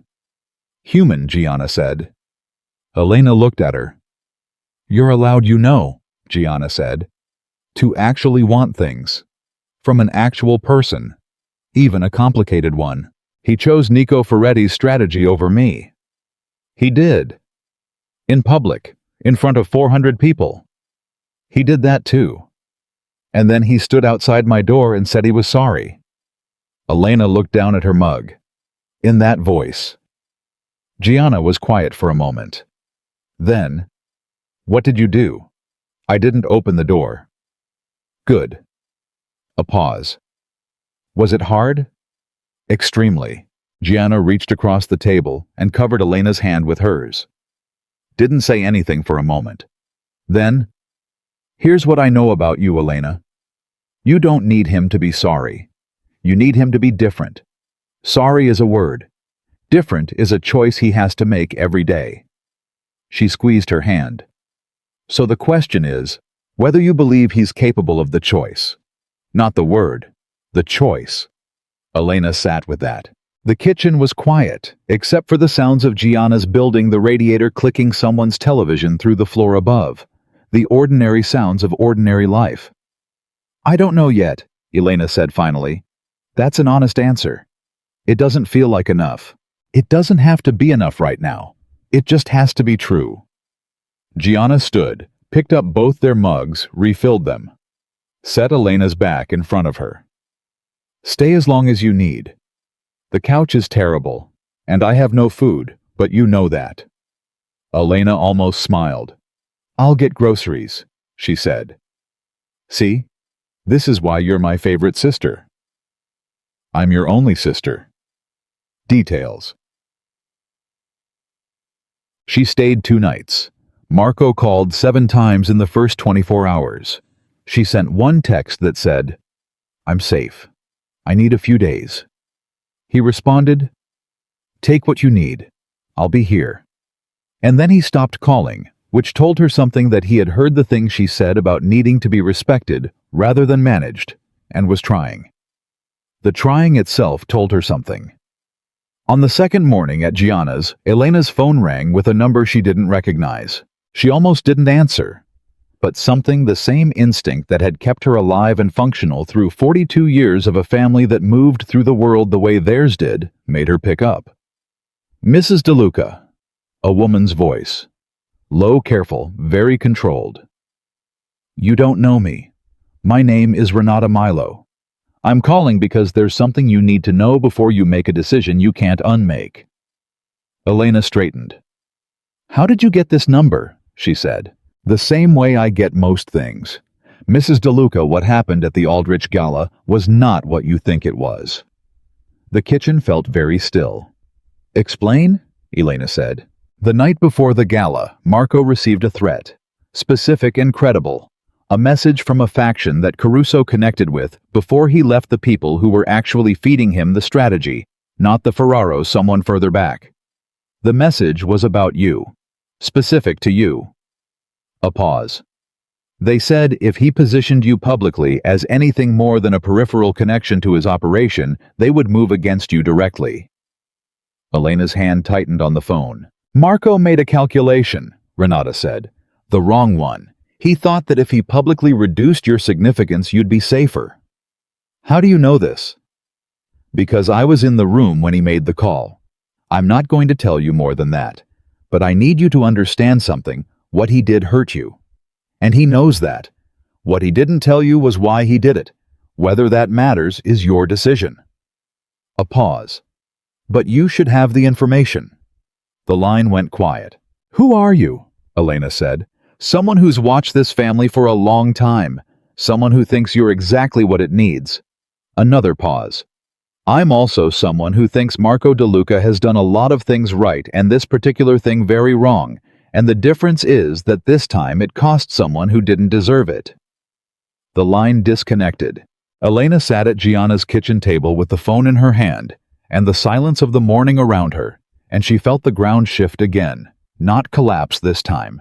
Not the sharp drop of betrayal, but the specific disorientation of finding out that a picture you had in your head was both accurate and incomplete at the same time. He had hurt her. That was true. He had also possibly been afraid for her. That was also true. And the thing about 2 true things that contradicted each other was that they didn't cancel out. They just both lived there, complicated and human, and impossible to organize into something clean. She put the phone down, looked out the window. Then she called her driver.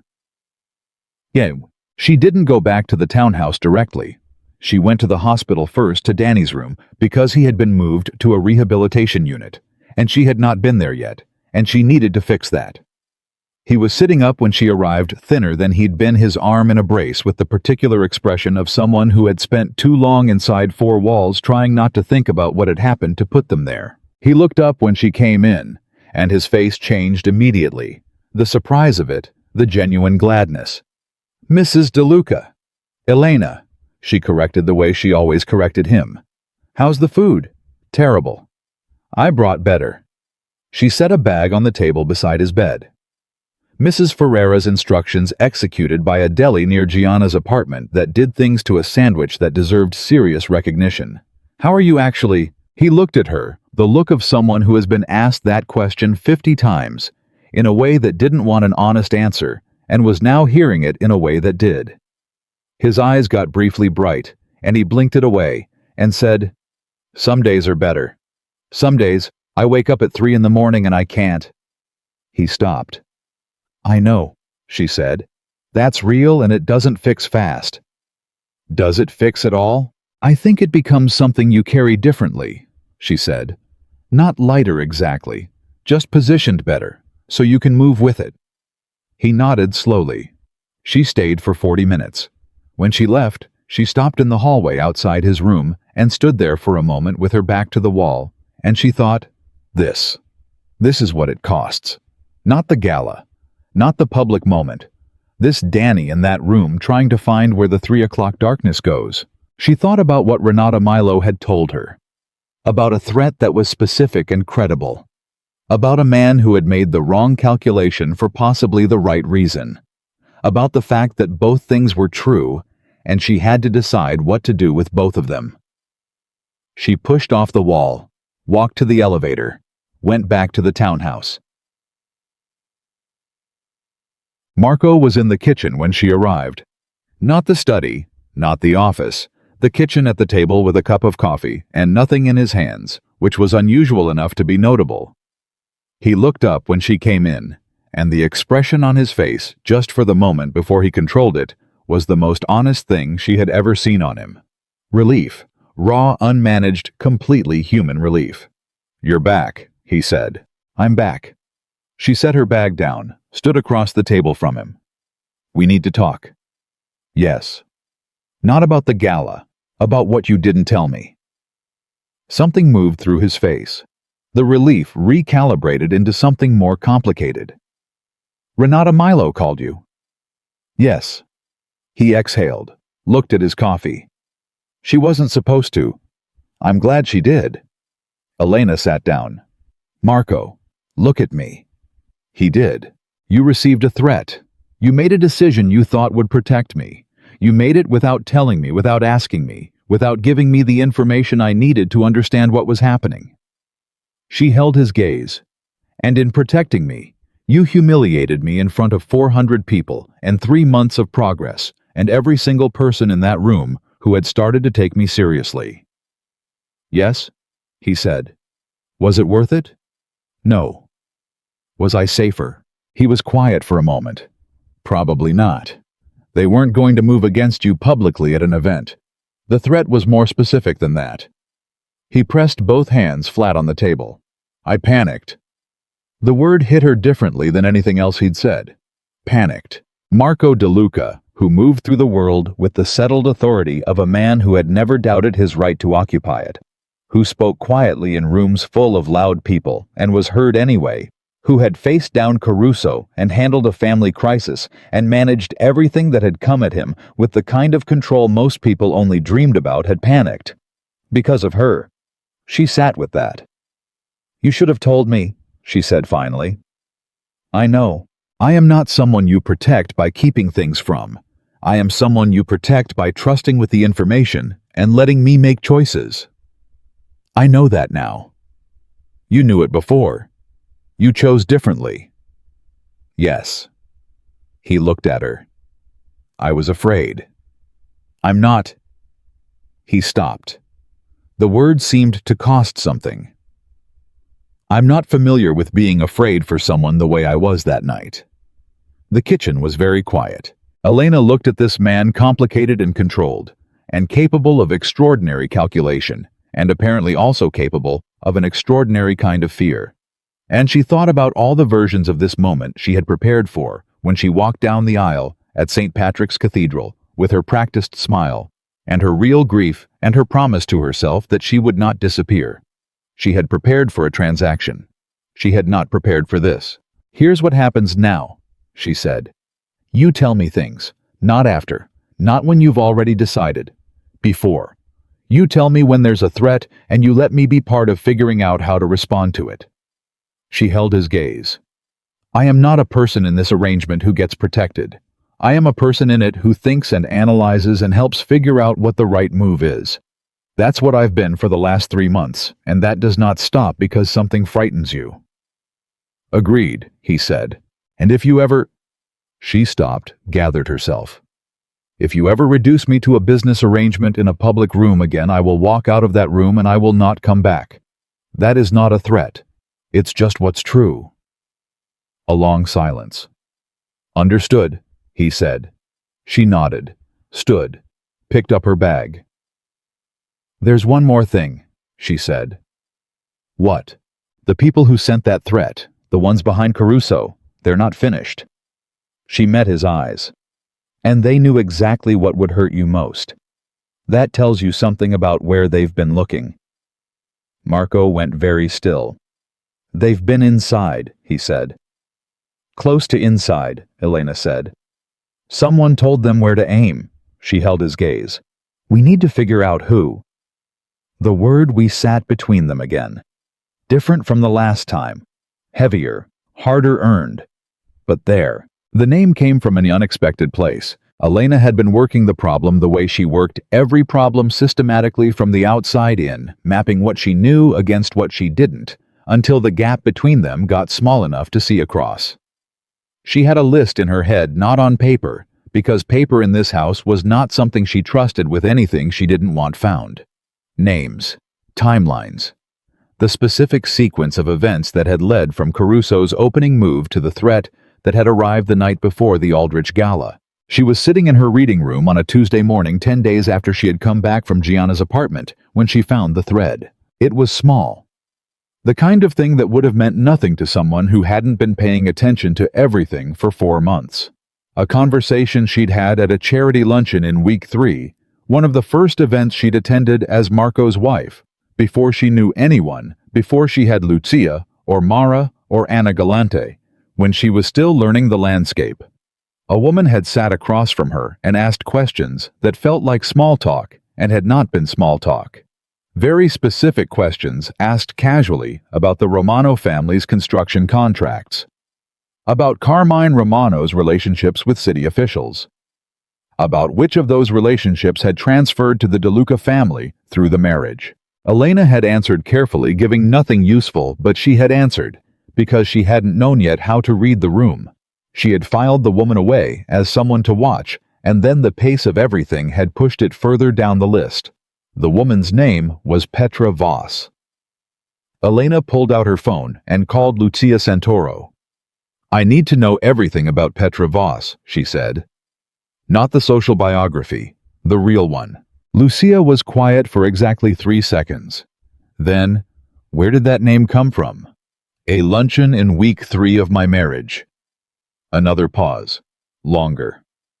Elena, who have you told about this? You're the first call. Good. Lucia's voice had shifted, the warm social register gone something sharper and more direct underneath. Don't tell Marco yet. Why? Because Petra Voss is not a name you bring to Marco De Luca without knowing exactly how much rope you're handing him. She's connected to people who have been inside his father's organization for 15 years. If Marco moves on that name without the full picture, she stopped. Come for coffee this morning, not here. The place on 63rd. The call ended. Elena sat for a moment with the phone in her hand. Then she went to find Marco. He was in the study. She knocked, came in. He looked up immediately. He had been doing that since she came back, orienting to her when she entered a room in a way that was new and slightly disarming. As though she was a fixed point, he kept checking. I have a lead, she said. I need to follow it before I bring it to you. He put his pen down. Why before? Because I need to understand what I'm holding before you do anything with it. She looked at him steadily. I need you to trust that. The air between them held the weight of everything from the Aldrich Gala still present, not resolved so much as restructured. A thing they were both carrying in a new way. How long? He said. A few hours. He held her gaze. She could see him deciding the pull toward control, toward knowing, toward being the person in the room who had the most information. She could see him feel it and set it down. "All right," he said. "Thank you." She turned to go. "Elena." She stopped. He said, "Be careful. Not call me if something happens. Not take Sal with you. Just be careful, like a person saying a true thing instead of managing a situation."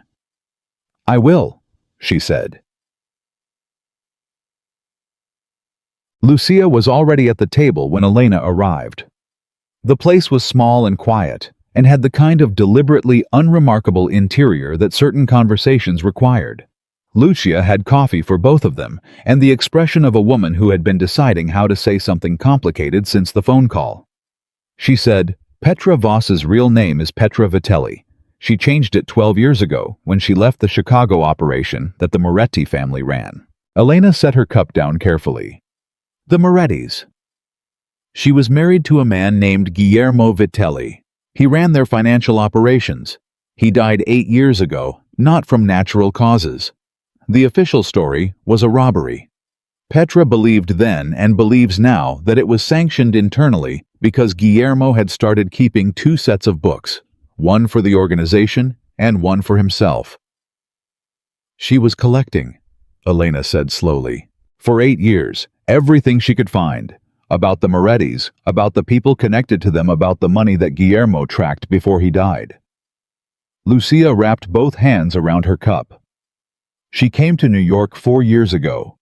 She started building relationships in this world carefully, across multiple families, presenting herself as a socialite widow with old connections and no agenda. But her agenda was the Morettis, the people who had her husband killed. Yes. A pause. And about 18 months ago, she identified a second target. Elena already knew. The DeLuca family. Specifically the DeLuca family's connection to the financial structure that Guillermo had documented. Your father-in-law's organization before Marco took over had a relationship with the Moretti operations money management that was, Lucia paused carefully, more integrated than most people knew. Marco may not even know the full extent of it. He inherited the organization at 32, 6 years ago. Some of what his father built was not fully disclosed. Elena was very still. "She's not targeting Marco," she said. "She's trying to expose the original structure. Through him. Through whatever pressure points she could find. She cultivated Caruso because Caruso was already unhappy. She fed him the strategy. She was the one who identified you as a useful fracture point. She's the one who told Caruso that framing you as an informant would be the most efficient way to create chaos inside the DeLuca household. She was at that luncheon in week 3 watching me." Elena felt the cold clarity of it settle into place. "She was assessing whether I was a useful tool or a complication. Both, I think. You were useful briefly. The noise around you kept Marco looking in the wrong direction. But then, you turned out to be more capable than she expected, which made you a complication. The threat before the Aldrich Gala was hers, routed through 2 intermediaries so it looked like the remnants of Caruso's contacts, but the origin was Petra." Lucia looked at her directly. "She wanted Marco to break something with you that couldn't be repaired. She wanted the marriage to fail publicly, specifically in a way that would destabilize the family's social position right before the Moretti alliance closed." Elena thought about Franco Moretti's face at the gala, the brief discomfort of a man who had come expecting a united front and found a fracture instead. She thought about what a failed DeLuca Moretti alliance would have done to Marco's organization. What it would have opened up. Who it would have benefited. "She almost had it," Elena said. "Almost." Lucia met her eyes. "She didn't account for you coming back." Elena picked up her coffee. "Where is she now?" "That's the question." Lucia paused. "She moves carefully. She doesn't stay in one place long enough to be traceable from inside the world she's infiltrating. But she'll have to surface again. The Moretti alliance, if it closes, actually hurts her timeline. She needed the DeLuca family in chaos before that happened, and she didn't get it. So she'll try again. Yes, and faster than before because she's now behind where she planned to be. Elena sat with this for a moment. The whole shape of it, the 8 years of grief and calculation that Petra Voss had brought to this. The patience of it, the specific focused intelligence of a woman who had decided that the people responsible for her husband's death were going to be held to account and had built an 8-year plan to make it happen. She felt something she hadn't expected to feel.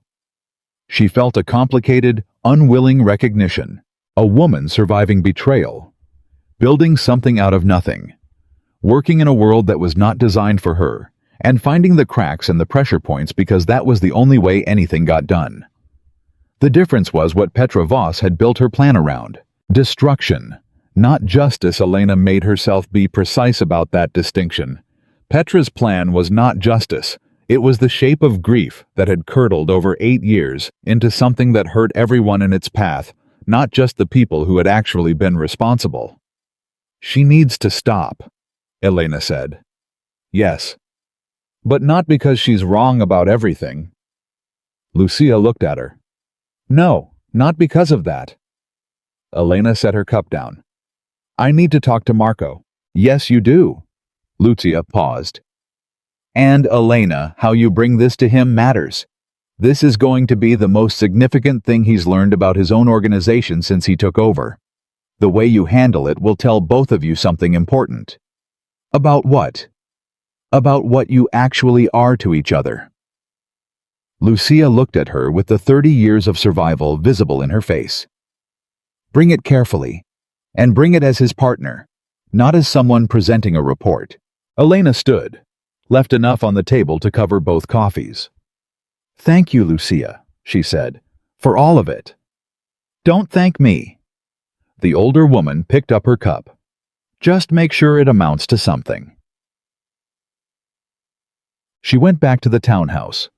Marco was still in the study. He looked up when she came in, and she came all the way into the room, this time not stopping in the doorway, moving to the chair across from his desk, and sitting down in the way that said, "This is going to take the whole conversation." He waited. She told him everything. Not the edited version. Not the version managed for his comfort. Everything Lucia had told her, from Petra Vitelli's original identity to Guillermo's death, to the 8-year reconstruction to Caruso, to the threat before the gala to the Moretti alliance, and what Petra needed to happen before it closed. She watched him absorb it. The thing about Marco, the thing she had come to understand over 4 months, was that he processed information the way certain structures absorb impact, not visibly in the moment, but you could see the weight of it moving through him in the quality of his stillness. The more significant the information, the more completely still he became. He was very still now. When she finished, he said nothing for almost 2 full minutes. Then, "My father's organization had deeper Moretti connections than I knew."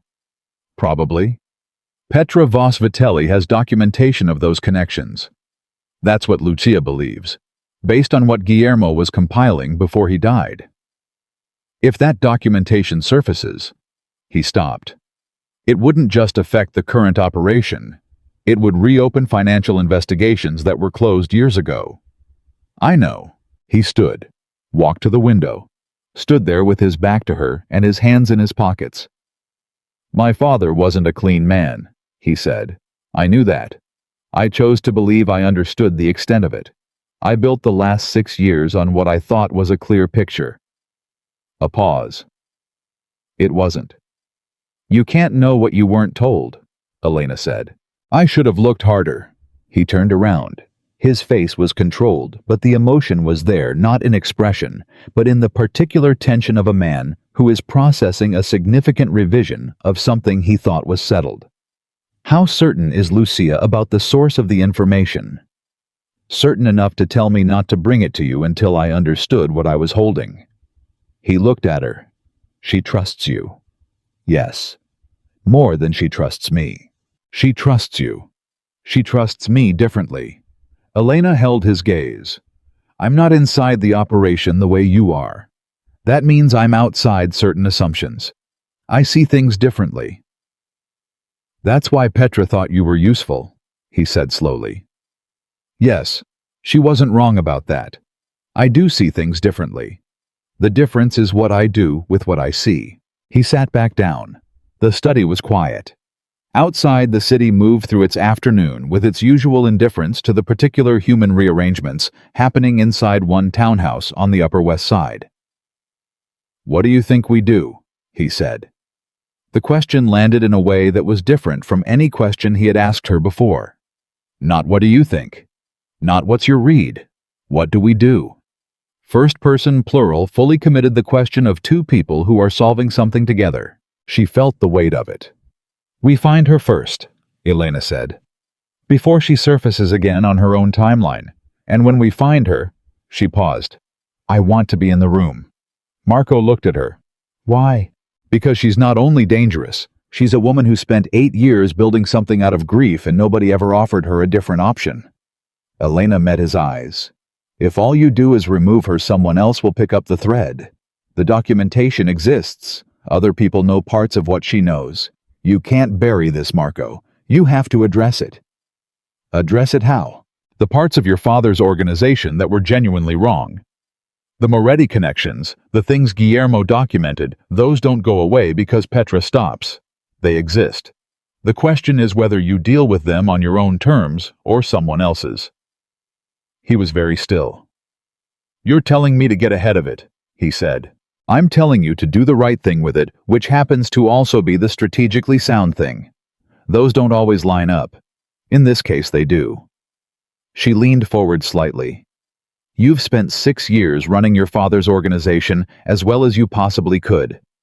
You've been better than him in ways that matter. But you've also been protecting things you didn't fully understand because they came with the inheritance." She held his gaze. "It's time to understand them." A long silence. "That's going to be painful," he said. "Yes. And public. Some of it. Managed well, it's survivable. Managed badly or discovered by someone else." She didn't finish the sentence. She didn't need to. He looked at her for a long moment. "You've been thinking about this organization's future since before you fully understood what it was," he said. "I've been thinking about what's sustainable. That's the same thing. Most people in your position would have looked for the exit. I know." She looked at him steadily. "I'm not looking for the exit." Something moved through his face. Something she had seen in pieces over 4 months, but not quite assembled like this. Not quite so directly facing her. Something that was not strategic and not professional and not managed. He said, "Why?" She held his gaze. "Because this stopped being an arrangement a long time ago," she said. "And I think you know that." The study was completely quiet. Then his phone rang. The specific ring she had learned meant Sal a different tone he used for different people. A small organizational habit she'd noticed in week 2. He looked at the screen and his expression changed to the professional mode. "I have to take this," he said. "Take it." She stood. "We'll talk tonight." She left him the room. Sal's call carried news that moved the timeline forward. Elena heard the shape of it from the hallway, not the words, just the register of Marco's voice shifting from the quiet, controlled bass tone into something more clipped and direct, the tone that meant something had changed in the landscape. She went to the kitchen, made tea she didn't particularly want, waited. Marco appeared 12 minutes later. "Petra Voss made a contact this morning," he said. "She reached out to a journalist, City Financial Desk. She's preparing to go public with something." Elena set down her cup. "How much time?" "Sal thinks 48 hours before the journalist is ready to move." "Then we have less than that." She looked at him. "Do you know where she is?" "We have a location, Midtown Hotel." She checked in under a third name, but the methods were identifiable. "Then you need to go to her before the journalist does." Marco looked at her. "Come with me." She had expected to have to argue for it. She hadn't expected him to offer it. "Yes," she said simply. The hotel was a mid-range place in the West 40s, not flashy, not visible, exactly the kind of place a careful person chose. They went with Sal and Gio, who waited in the lobby while Marco and Elena took the elevator to the 7th floor.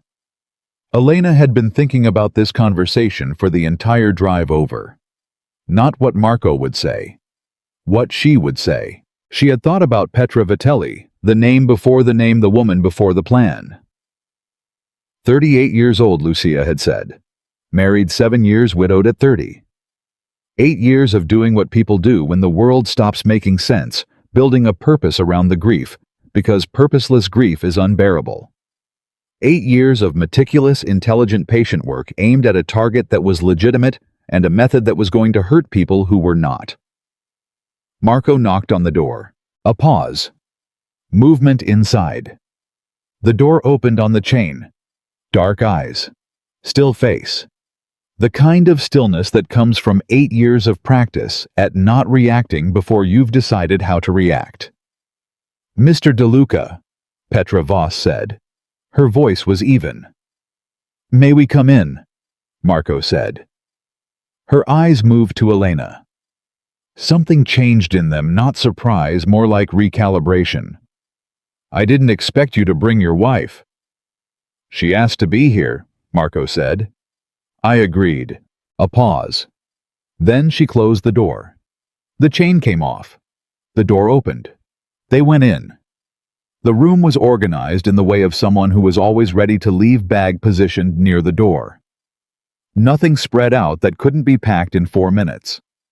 A laptop on the desk with papers beside it. A coffee from somewhere that had gone cold. Petra stood near the window. She was slight and dark-haired and looked exhausted in the deep way that people look exhausted when they have been running on purpose for a very long time, and the purpose is nearly spent. You found me faster than I expected, she said. My wife is better at this than I gave anyone credit for, Marco said. He sat in the room's single chair without being invited. Elena remained standing. Petra looked at Elena directly. You figured out the luncheon in week 3. Yes. I underestimated you. Most people do, Elena said. I've stopped taking it personally. Something moved across Petra's face, not quite a smile, not quite not a smile. What do you want? Marco said. The journalist call this morning. Cancel it. Petra's expression didn't change.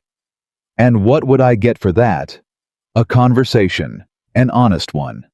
Marco's voice was quiet and level. About what your husband found. About what it means. About what happens to it. What happens to it? Petra repeated. Your people have been very thorough about making things disappear. I'm not talking about making anything disappear. Marco leaned forward slightly. I didn't know the extent of what my father built. That's not an excuse. I should have looked harder. But it's the truth. A pause. What Guillermo documented, the Moretti connections, the financial structure, I want to see it. Petra went very still. You want to see it, she said slowly. All of it. The complete record. His voice didn't waver. And then I want to make determinations about what gets addressed how and on what timeline. With counsel, legitimately. And why would I trust that? You don't have to trust it immediately. That's what contracts are for. Marco held her gaze. But I'm telling you that going to a journalist destroys everything indiscriminately. It doesn't distinguish between my father's choices and mine. It doesn't give me the opportunity to be accountable for what I'm actually responsible for. And it doesn't protect you the moment that story runs. You become visible to people who have much less interest in having a conversation than I do. Petra's jaw worked. The people who killed my husband, she said. And for the first time the even voice had something in it, not much, not a break, but a human thing underneath the control. Are not me, Marco said. And are not people I'll protect. That's part of what I'm offering. Silence. Elena stepped forward. Mrs. Vitelli, she said. The name, the real one. Petra's eyes snapped to her. What you built over 8 years, Elena said carefully, was extraordinary. The patience of it, The precision. You did it alone, and you did it without making the kind of errors that get people killed, which means you're very good at this. She paused. And you're about to make the first real error. Going to the journalist. Not because the information isn't real, because the method destroys the accountability you actually want. Elena held her gaze. A news story runs for 3 days. People are implicated, lawyers mobilize things, get buried in the chaos, and the people at the top who gave the order, not the structural ones, the specific ones, the men who decided Guillermo was a problem to be eliminated, those men walk away in the noise. She paused. You've spent 8 years. You deserve better than 3 days. Petra was very still. Her eyes were bright. Not tears, the brightness of someone who has been holding something enormous for a very long time and has just heard someone else describe the shape of it accurately. What are you proposing? She said. Her voice was careful, professional, but something in it was different. A different path, Elena said. Slower, more specific. One that leads to actual accountability for the people responsible for Guillermo's death, not just noise around the financial structure your husband mapped. She paused. But it requires you to trust that Marco will do what he's saying. And why would he? Elena looked at the woman across from her. Because he spent 6 years trying to be better than the organization he inherited. Because he has a choice right now between getting ahead of this or being consumed by it. And because, she paused, I'm going to hold him to it. Petra looked at her for a long moment. Then she looked at Marco, then back at Elena. You're not what anyone in this world expected, she said. No, Elena agreed. I'm really not. A long silence. Petra moved to the desk, sat down, put her hands flat on the papers in front of her. I want specific names, she said. The men who gave the order on Guillermo. Not implied, not adjacent. Specific and documented. If they exist in the record, they'll be found, Marco said. They exist. Her voice was flat and certain. I know they exist. I just don't have them with enough chain to be usable. Then we find the chain, Marco said. Together. Another silence. Petra picked up her phone, looked at the journalist's number on the screen, held it for a moment. Then she put the phone face down on the desk. I want a lawyer present for any agreement, she said. Mine, not yours. Of course, Marco said. And I keep a copy of everything, in a location outside this arrangement. If anything happens to me. Nothing will happen to you, Marco said. I know nothing will happen to me, Petra said steadily. I've made sure of that, but the condition stands. Agreed. She looked at Elena one more time. You came here to help him, Petra said. I came here because it needed to be done right, Elena said. That happens to also help him. And you, if it goes the way I think it can. Petra nodded slowly. Something in her face shifted. The exhaustion was still there, but something underneath it that had been locked down very tight for a very long time looked just slightly less compressed. I'll call my lawyer, she said. They were in the elevator going down when Marco said, You said I'm going to hold him to it. Yes. That was a significant thing to say, to her, in front of me. I know. You meant it. Yes. She looked at the elevator doors. I don't say things I don't mean. He was quiet for a moment. I know, he said. That's one of the things I know about you. The elevator opened. Sal and Gio were in the lobby. Sal with the expression of a man who had expected things to go worse and was not sure how to process the fact that they hadn't. They went out into the city together. The next 3 weeks were the most complicated of Elena's marriage. Not difficult the way the beginning had been difficult, not the loneliness and the managed distance and the constant performance of something she wasn't. Different. The difficulty of two people working together on something real and significant, which meant having arguments with stakes-making decisions where both of them had genuine investment in the outcome and discovering the specific textures of how they disagreed. They disagreed frequently.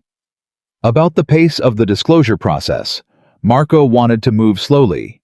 Elena pushed for faster. About which financial relationships needed to be severed immediately versus which could be handled over time. Elena's red was more conservative. Marco wanted more flexibility. About Petra Vitelli. Marco remained professionally cordial with her, and Elena had developed something that she could only describe as a complicated kind of respect, which Marco watched with an expression that was equal parts grateful and slightly unnerved. "She's not your project," he said one evening after Elena had come home from a second meeting with Petra and Petra's lawyer. "She's not anyone's project," Elena said. "We're just figuring out how to have a useful relationship without the game theory. You have a lot of those. Relationships. Useful ones. With women who are in the orbit and not fully seen." He looked at her. Lucia, Anna Galante, Connie, now Petra. "People are more useful when they feel like people," Elena said. "That's not a strategy, it's just accurate." He looked at her. "Where did you learn that?" he said. "My father," she said, by watching him fail to do it. He nodded slowly. Later that week he came to the reading room, her room, the one with the Moroccan lamp, and the painting, and the photographs, and knocked before entering, which he had started doing recently, and sat down in the chair she had positioned near the window. "I spoke to the lawyers today," he said. "The disclosure framework is in place. It's going to require some structural changes to the organization. Some partnerships ending. Some visibility I wasn't planning to have. Will it hold? Yes. The council thinks if we move first on our own terms with the documentation structured the way Petra's lawyer is framing it, yes, it holds." Elena looked at him. "How do you feel about it?" she said. He thought about that for a moment. The real question, not the strategic one. "Like a man cleaning a house he inherited dirty. I didn't make the mess, but I live here." He met her eyes. "It's the right thing." "I know it is." "I know you know." A pause. "I'm glad you pushed me toward it." "I didn't push you. I showed you where I thought the door was." "There's a difference." "Yes," she said. "The door was always there. You opened it." He sat with that. Then, "There's something I need to tell you. About the Aldrich Gala." She waited. "I've thought about it every day since," he said. "About the moment I made the choice. About what I calculated and what I ignored in the calculation." He looked at his hands. "I was running a formula. Risk on one side, protection on the other. It was the same formula I run for everything." A pause. "I didn't have you in the formula as a full variable. I had you as something to be protected, an asset, not—" He stopped. "Not a person who could make her own choices about the risk," Elena said quietly. "Yes." He looked up. "I won't do that again. Not because it was strategically wrong. Because it was wrong about who you are." The reading room was very quiet. The lamp from Morocco cast the particular warm light she had placed it to cast. "I believe you," she said. Not easily. Not without the memory of what it had felt like to stand still in that ballroom with 400 people around her and hear herself reduced to a clause. Not without all of it. That matters. "I'm going to keep making mistakes," he said. "That's honest." "I know. I will too." She held his gaze. "The difference between a mistake and a pattern is whether you understand what you did and why." "I understand this one." "Then we work with that." He nodded. Outside, the city was doing what it always did, enormous and relentless, and completely indifferent to the human things happening inside one room on the Upper West Side. But inside the room, something that had been strained to its limit over the past weeks had not broken. It had held, and in holding had become something different, less like the careful architecture of two people managing an arrangement, and more like the messier, stronger, harder to define thing that exists when people have been genuinely tested and have come through it still in the same room. Still talking, still choosing, still using the same pronoun.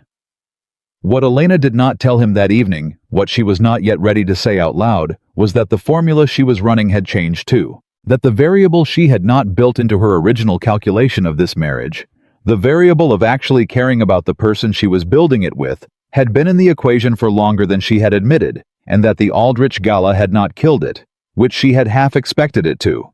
It had clarified it, stripped away everything that was performance or strategy or the careful management of what she allowed herself to want, and left something underneath that was smaller and harder and more durable than any of the protective structures she had built around it. She was not ready to say it yet, but she knew it was there. And she suspected from the way he sat in the chair by her window in her room with its lamp and its paintings and her particular geography that he knew it too. The disclosure process began on a Thursday in November, 6 weeks after the meeting in the Midtown hotel room. It was not a press conference. It was not a dramatic public statement. It was a series of carefully sequenced meetings with lawyers, with financial regulators, with 2 federal investigators who had been approached through channels that Marco's new counsel had established with the kind of quiet precision that serious legal strategy required. Petra Vitelli's documentation formed the foundation. Marco's own forensic accounting team, hired specifically for this purpose, and entirely outside his previous organizational structure, spent 3 weeks verifying and contextualizing what Guillermo had compiled 8 years ago. Elena was not in those meetings. That was a boundary she had drawn herself clearly and early. "The legal and regulatory process is yours," she told Marco. "I'll support it. I'll help you think through it. But I won't be in the rooms where it happens, because I am not a principal in your organization, and I will not pretend to be. My role is different." Marco had looked at her when she said that the particular look she had come to recognize as the one where he was absorbing something he hadn't expected. "Most people in your position would want to be in every room," he said. "Most people in my position would confuse influence with presence," she said. "I know the difference."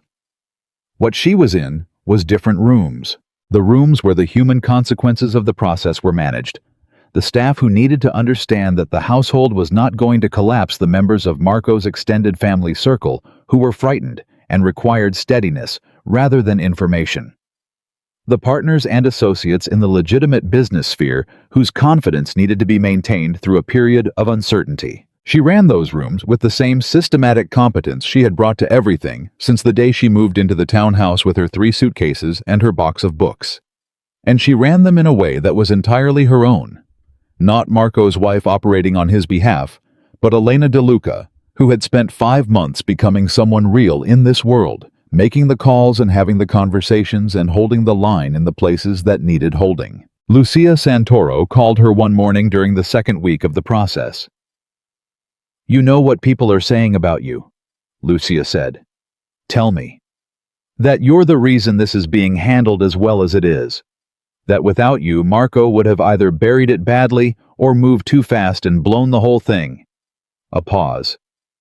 "Some of them are saying it admiringly. A few of them are saying it with some concern." "Which kind should I worry about?" "Neither at the moment. The admirers are useful, and the concerned ones are mostly people who preferred the previous version of the DeLuca household, because it was more predictable." Lucia paused again. "You've changed something, Elena. Not just in the house. In the way people think about what his operation is. Is that good? It's significant. Whether it's good depends on what you do with it." A pause. "How are you? Personally. Not operationally." Elena was quiet for a moment. "Honestly," she said, "that's the only kind of answer I find useful." "I'm tired," Elena said. "And She paused. "I'm more invested in how this goes than I planned to be. In all of it. In him." She let that sit. "That's inconvenient." Lucia made a sound that was not quite a laugh, but was warm. "My dear, inconvenient is the only way the real things ever arrive." The first major break in the process came in the form of a name. It came through Petra's documentation, a specific chain of financial communications from 8 years ago that pointed with enough evidentiary weight to be actionable to a man named Gerald Tate. Not a name from the criminal world. A name from finance. A money manager who had been operating at the intersection of legitimate investment and organizational funding for 2 decades, who had structured the deal that made Guillermo Vitelli's double record-keeping a problem significant enough to eliminate, and who had signed off on the communication that preceded Guillermo's death by 11 days. Petra had known the name for years. She had not had the chain clean enough to use. Now she did. Elena was in the kitchen when Marco came to find her at 7 in the morning, earlier than he usually surfaced, with the look on his face of someone who had been awake for several hours processing something large. "They found Gerald Tate," he said. She set her coffee down. "The chain is complete. The lawyers say it's the strongest they've seen for a financial facilitation case in this context." He sat down across from her. "He's in Connecticut. He's been running a legitimate fund management operation there for 6 years. Very respectable, very visible. He thought it was buried. He thought a lot of things were buried." Marco's jaw worked. "He was part of my father's world. I've met him. Twice. He came to a dinner at this house 3 years ago." Elena watched him absorb that. "You couldn't have known," she said. "I keep saying that." "Because it keeps being true." She met his eyes. "Marco, you couldn't have known. What matters is what happens now." He looked at her for a long moment. "Petra wants to be informed when it moves to the next stage," he said. "She asked specifically." "Of course she did." Elena picked her coffee back up. "Tell her. She's earned that." "You like her," he said. "I understand her." Elena thought about it. There's a version of Petra Vitelli's life where she doesn't spend 8 years building a case alone, where someone in this world acts right the first time, and Guillermo's death is actually investigated, and the people responsible face actual consequences. She built what she built because the normal paths didn't work. She looked at him. "That's worth understanding." Marco was quiet. Then, "What would you have done in her position?" Elena thought about the question seriously. "I'd like to believe I would have found a way that didn't hurt people who weren't responsible. But..." She paused. "I honestly don't know. 8 years is a long time to be carrying something that heavy alone." He nodded slowly. They sat in the kitchen without speaking for a while. After that, 2 people, in the particular companionable quiet that develops between people who have been through enough together that silence no longer requires filling. Mrs. Ferreira came in at 7:30, assessed the room with her usual precision, and put a full pot of coffee on without being asked. Elena looked at her. Mrs. Ferreira gave her the small private nod that was the closest she came to expressing approval of anything. Gerald Tate was arrested on a Friday morning by federal agents. Elena heard about it from Marco, who called her from his lawyer's office at 10:15. His voice on the phone was different from how he'd sounded even a month ago, not lighter. Exactly not relieved, but something more settled. Like a man who has put something down that he'd been carrying at an awkward angle for a long time, and his body has just realized the weight is gone. "It's done," he said. "Is Petra's lawyer satisfied with how it was structured?" "Yes. Her name is protected in the initial filing. Her documentation is referenced as an anonymous source. Her lawyer will determine timing on any further disclosure." "Good." Elena was standing at the window of her reading room. Outside, the November city was doing its gray and purposeful thing. "How do you feel?" A pause. "Like I just stopped bleeding somewhere I didn't know I was bleeding." She understood that. "Come home at a reasonable hour tonight." "I will." Another pause.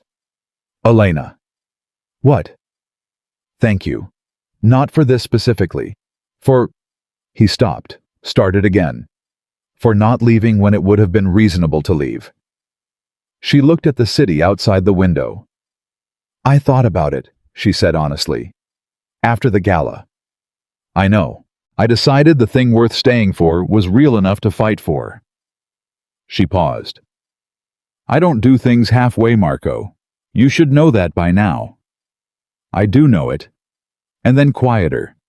That's one of the things I know about you. He came home at 6:30. Connie DeLuca arrived the following week without announcement, the way she always arrived, and did her monthly inspection of the household, in the way she always did it, and then instead of leaving after coffee, she stayed for dinner, which she had never done before in Elena's 5 months in the house, over pasta and the particular red wine that Connie had been drinking at family dinners for 40 years. She looked at Elena across the table and said, "My brother would not have handled this. Not cleanly." Marco, who was sitting beside Elena, said, "My father made choices I'm still accounting for." "He made some good ones too," Connie said. "Getting married to your mother was the best of them. Dying before she did was the worst, though he didn't choose it." She looked at her wine glass. "The DeLuca men have a pattern of finding the right women, and then not fully understanding what they have until they've done some damage." She looked at Marco directly. "You almost held to the pattern." "Connie," Marco said. "Don't Connie me. I've been watching this family for 60 years, and I will say what I see." She looked at Elena. "You didn't run. You could have run." "I don't run," Elena said. "I know. That's my point." Connie poured herself more wine with the authority of a woman who had decided she was staying until the bottle was finished. "My sister-in-law, Marco's mother, she ran. Not physically, but she retreated. Into the sitting room, into the performance of the marriage, into a version of herself that was smaller than what she actually was. She was remarkable, that woman, and she spent 20 years being smaller than remarkable because the world she was in didn't make room." She set the bottle down. "That room breathes now. It has flowers. Someone cracked the windows." "I did," Elena said. "I know you did." Connie looked at her steadily. "Don't let this world make you small. It will try. There will be other Nico Ferrettis, other structures and pressures and situations where the easiest thing is to step back. Don't step back." She paused. "You are better for this family than anything we could have arranged. That is not a compliment I give easily." Marco looked at his aunt. "Thank you," he said. And he meant it in more ways than the words could carry. Connie waved her hand. "Pass the bread and open another bottle. I'm not driving." Elena reached for the bread, and across the table, her hand brushed Marco's, reaching for the same thing. And for a moment, they were both still, both aware, both in the particular place that exists, just before something is said out loud that changes the air. Then Elena said, "You want the bread or the butter?" "Both," he said. "Of course you do." Connie looked between them and said nothing, which was its own form of commentary. The Moretti alliance closed in December, not despite everything that had happened, partly because of how it had been handled. Franco Moretti, who had spent 40 years in a world where the standard response to vulnerability was concealment, had watched Marco DeLuca spend 6 weeks methodically addressing the things his father had buried, and had been, this was the word Sal used when he relayed the feedback, impressed. He said it was the most unusual thing he'd seen in 30 years of business, Sal reported. "What was?" Elena asked. "A man choosing accountability over self-protection when he had the option to choose self-protection." Elena looked at Marco across the room. He looked back at her with the expression that she had learned meant he was thinking something he was not yet going to say. The alliance signing was a private meeting, no gala, no 400 guests, no public performance. A conference room, lawyers, and the relevant principals. Elena was not there. She had not expected to be, and had not asked to be. What she received at 11:47 that morning was a text from Marco that said, "It's done. Franco Moretti asked me to pass along his regards to my wife." She read it twice. My wife. Not business arrangement, not peripheral connection, not the clause in a contract. My wife. She put the phone down and sat with that for a moment, feeling the particular quality of a thing being repaired, not back to what it was, because what it was had been built wrong, and some of what was built wrong deserved to stay gone, but repaired into something different, something that bore the marks of having been broken, because that was the honest record of what had happened and wasn't trying to hide it. She texted back, "Tell Franco Moretti thank you, and come home." His response came 3 minutes later.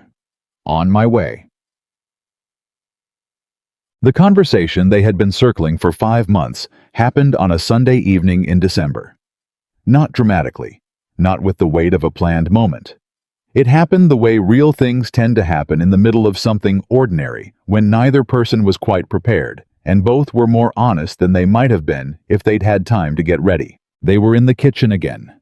It had become the room where the real conversations happened, which was appropriate because it was the room that Mrs. Ferreira kept warm, and where nobody performed anything because it was the kitchen, and the kitchen had its own rules about authenticity. Marco was reading something on his phone. Elena was writing in the notebook she kept for personal things, thoughts, observations, the ongoing private record of her life that she had maintained since she was 19.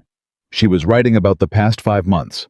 She was trying to find the sentence that captured what the trajectory had been from the laundry room and the ironing board to this, to here, to the kitchen on a Sunday evening where she was the person she actually was in a room where that was acceptable. She wrote, "I came here expecting a transaction. I got something I don't have a clean word for yet." She paused, looked up. Marco was watching her. "What?" she said. "Nothing." He looked back at his phone, looked up again. "What are you writing?" "Personal things." "About the past 5 months." She studied him. "Why?" He put his phone down, sat with both hands flat on the table, which was a thing he did when he was about to say something that required steadiness.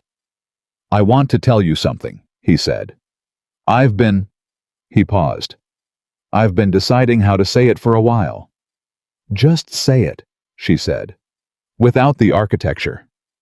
He looked at her. "I didn't marry you for love," he said. "You know that. We both know that. I married you for the reasons I told you in the lawyer's office. Strategic, practical, completely calculated." He held her gaze. "And somewhere between Venice and that hotel room in week 2 and the kitchen at midnight, when you stitched up Tino's arm, and the Aldrich Gala and everything after it, I stopped being calculated about you." Elena was very still. "When?" she said. "Probably the night I stood outside your door and said I was sorry." He didn't look away. "Not because of the word, because of what I felt standing there, which was—" He paused. "Frightened. In a way I haven't been since I was 22 years old, and sitting beside my father in a hospital at 3 in the morning, and understanding for the first time that the things I depended on could be removed." A pause. "That's when I knew." She sat with that. 5 months of a marriage that had started as a contract. 5 months of learning each other through conflict and crisis and small domestic moments and large complicated ones. 5 months of two people discovering that what you build in the middle of difficult circumstances is sometimes stronger than what you'd build in easy ones. "I want to tell you something too," she said. "Say it." "I came into this prepared to endure it," she said. "I had strategies, exit plans I never fully committed to, but kept available. Ways of maintaining myself inside the arrangement without giving more than the arrangement required." She looked at him. "And then you did things, not grand things, not performed things, just real things. You stood in your mother's doorway for almost a minute. You told Connie that crying wasn't weakness. You came to the kitchen the morning after Gerald Tate's arrest, and looked like a man who could finally breathe." She paused. "And I found I had stopped keeping the exit strategies current." "When?" he said, using her word back to her. She thought about it honestly. "Probably the night Tino was in the kitchen, when you came to the doorway and saw him calm and bandaged, and I said he needs proper stitches in the morning, and you said nothing, but you stood there for 4 extra seconds. I remember that." "I know you do." She held his gaze. 4 seconds was a very Marco way of showing something. Something moved across his face, warm and rueful, and entirely genuine. "I'm better at 4 seconds than I am at speeches," he said. "I know. I've adjusted my translation accordingly." He looked at her for a long moment. Then he reached across the table. Not dramatically, not with the weight of a movie moment, just his hand moving across the table covering hers. She looked down at it, looked up at him. "I don't know what this is yet," he said. "Fully. I know what I feel. I don't have the precise language." "I don't need precise language," she said. "I need honesty." "This is honest." "I know."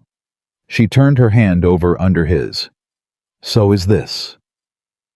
The kitchen was quiet in the particular way that moments of real significance tend to be quiet, not empty, not still, but full of the particular quality of air that exists when something true is happening, and both people in the room know it. Mrs. Ferreira appeared in the doorway, looked at the table, and went immediately back the way she had come without a word. Elena almost laughed. "She's going to tell Connie," she said. "Connie already knows everything," Marco said. "She always has." "I know." Elena looked at their hands on the table. "She told me not to let this world make me small." "She told me the same thing about you," Marco said. Differently, more directly. "What did she say?" "She said that woman is the best thing to happen to this family since your mother, and if you ruin it, I will never forgive you." "When did she say that?" "The day after the Aldrich Gala." He paused. "She called me. At 7 in the morning. I was still awake." Elena looked at him. "She called me too," she said slowly. "I know. She told me." Something shifted in his expression, not quite a smile, but near it. "She told me she gave you the information about Renata Milo." Elena went still. "Connie sent Renata Milo," she said. "Yes." "She told me what you didn't." "Yes?" He looked at her steadily. "She said you deserved to know the full picture before you made a decision. She was right." Elena sat with this for a moment. 63 years old, Connie DeLuca.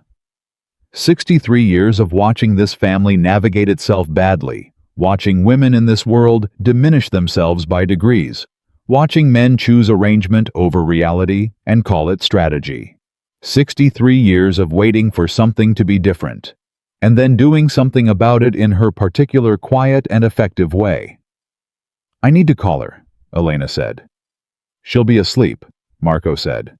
"It's almost 9. She doesn't sleep before midnight. I know her schedule." He looked at her with the expression she had come to love, not the professional look, not the calculated one, but the one that appeared when she knew something about his world that reminded him she had learned it from the inside. "Call her tomorrow," he said. "She deserves to know the—" "Elena." His hand tightened slightly on hers. "Call her tomorrow." She looked at him. He was right. Some things could wait until tomorrow.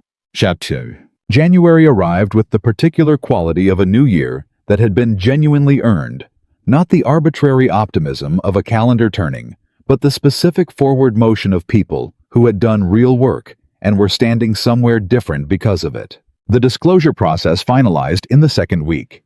Gerald Tate entered a plea agreement. 2 other figures in the financial structure, smaller but connected, were identified and referred through separate channels.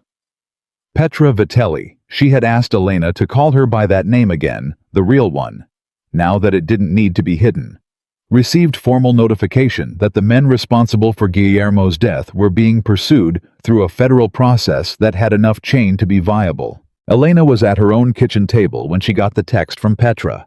It said, "It's moving. 8 years, and it's actually moving. I don't have words." Elena typed back, "You don't need them. I know." A pause. Then, "Thank you. For the hotel room, for coming yourself instead of sending someone." Elena looked at her phone. Then she typed, "You did most of the work. We just helped you finish it." Another pause. Then, "What happens to us now? This, whatever this is?" Elena considered. "We figure it out," she wrote. "Same as everything else." A long pause. "Then I think I'd like that." Elena set her phone down, sat for a moment in the kitchen that had become the room of real conversations in the house, that had become something other than a prison, in a marriage that had become something other than a transaction. The thing she had not been prepared for was how much the rebuilding took. Not the external rebuilding, the organization's structural changes, the legal process, the reputation management, the careful work of Marco, establishing himself as someone who had made the right choice when it was difficult. That work continued steadily, and Marco managed it with the same focused capability that he brought to everything.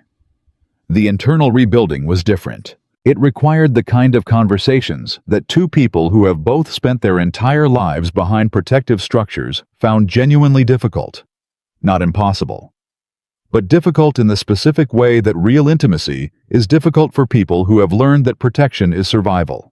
They argued about small things and large ones, about the pace of change and how Marco shared information with her. She pushed for more, he defaulted to less, and they negotiated the middle ground on a case-by-case basis that was exhausting and necessary, and slowly building the actual trust that the word had never previously fully described. They disagreed about her role Elena had begun taking on legitimate consulting work for two organizations, whose boards she'd connected with through her social work in Marco's world, and Marco had initial instincts about visibility and exposure that she pushed back against directly.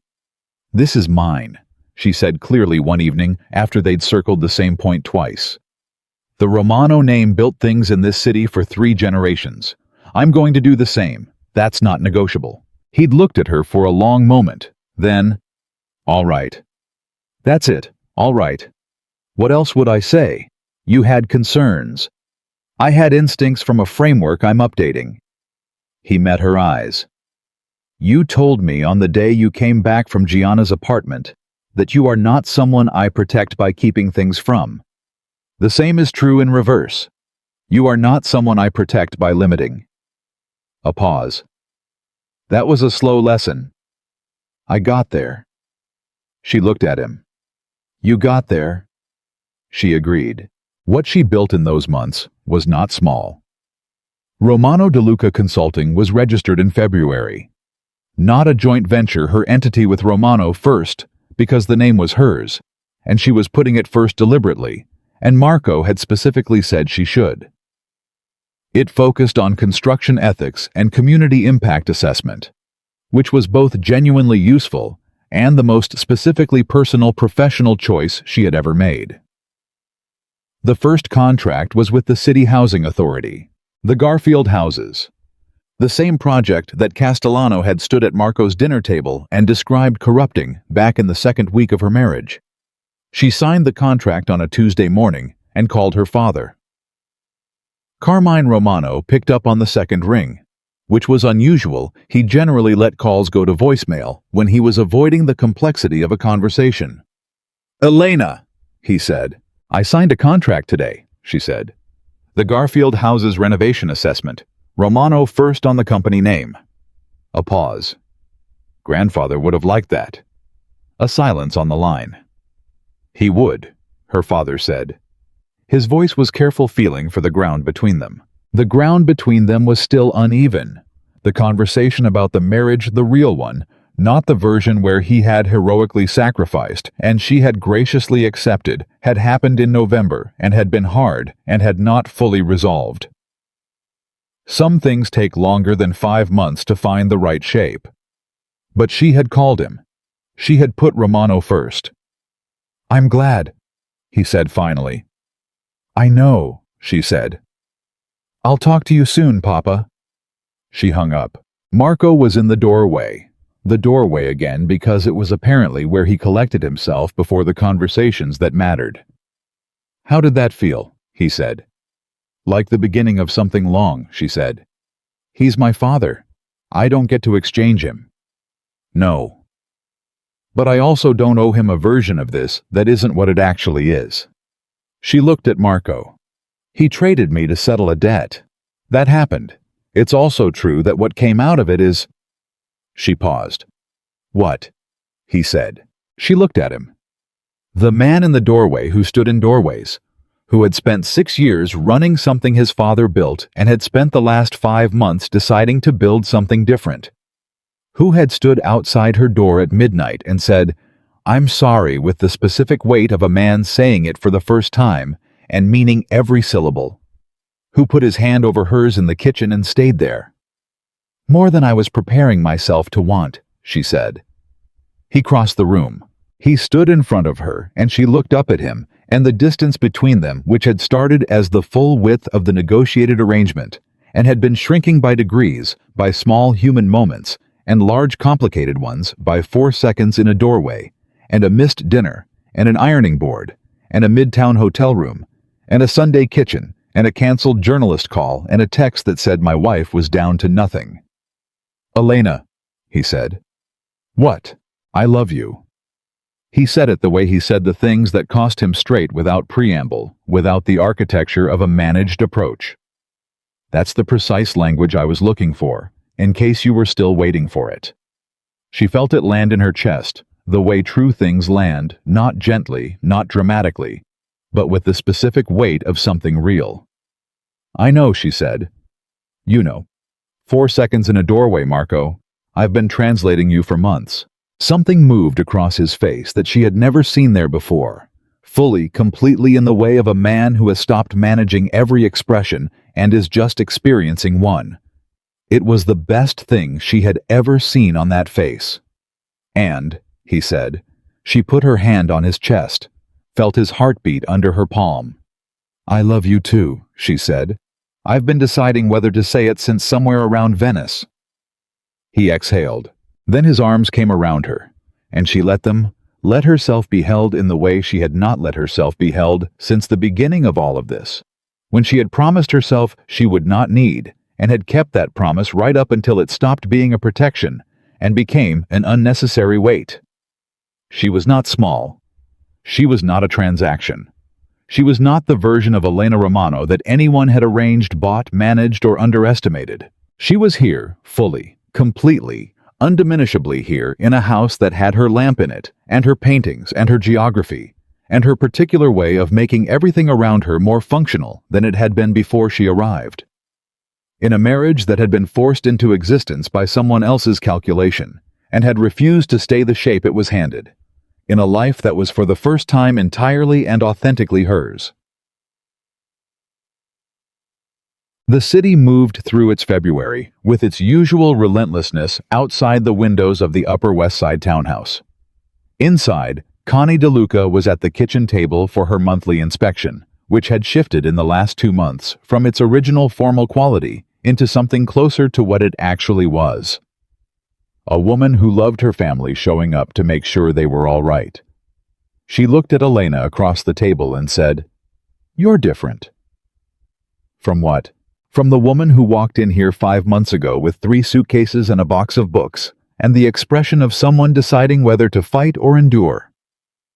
Elena poured coffee. Whole milk, not cream. "I'm not enduring anything." "No," Connie agreed. "You're not." She looked at her with 63 years of earned perspective in her face. "You're the first person in this house in 20 years who made it breathe." Elena looked around the kitchen, the room that Mrs. Ferreira kept warm, where real conversations happened, where Tino had sat with his bandaged arm, and Danny's peppermint candies lived in a bowl on the counter now, instead of a jacket pocket. "It was already breathing," Elena said. "It just needed the windows opened." Connie looked at her steadily. "Don't ever let it close again," she said. "I won't," Elena said, and she meant it with the full weight of a woman who had walked into her own wedding feeling like a transaction and had decided, not in 1 moment, but in 5 months of small daily decisions, in all the moments she had refused to disappear, and all the times she had pushed back, and all the ways she had made herself real in a world that would have preferred her manageable, that she was not a woman who endured things.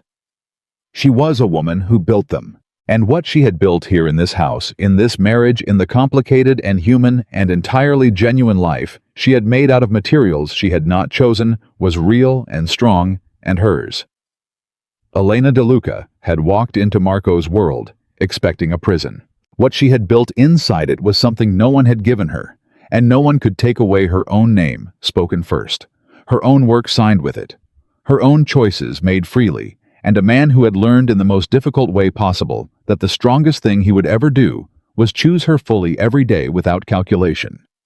The woman the city had called lucky for her diamond dress, and her powerful husband had turned out to be something far more significant than lucky. She had been from the very beginning unstoppable. And now at last everyone in the room knew it.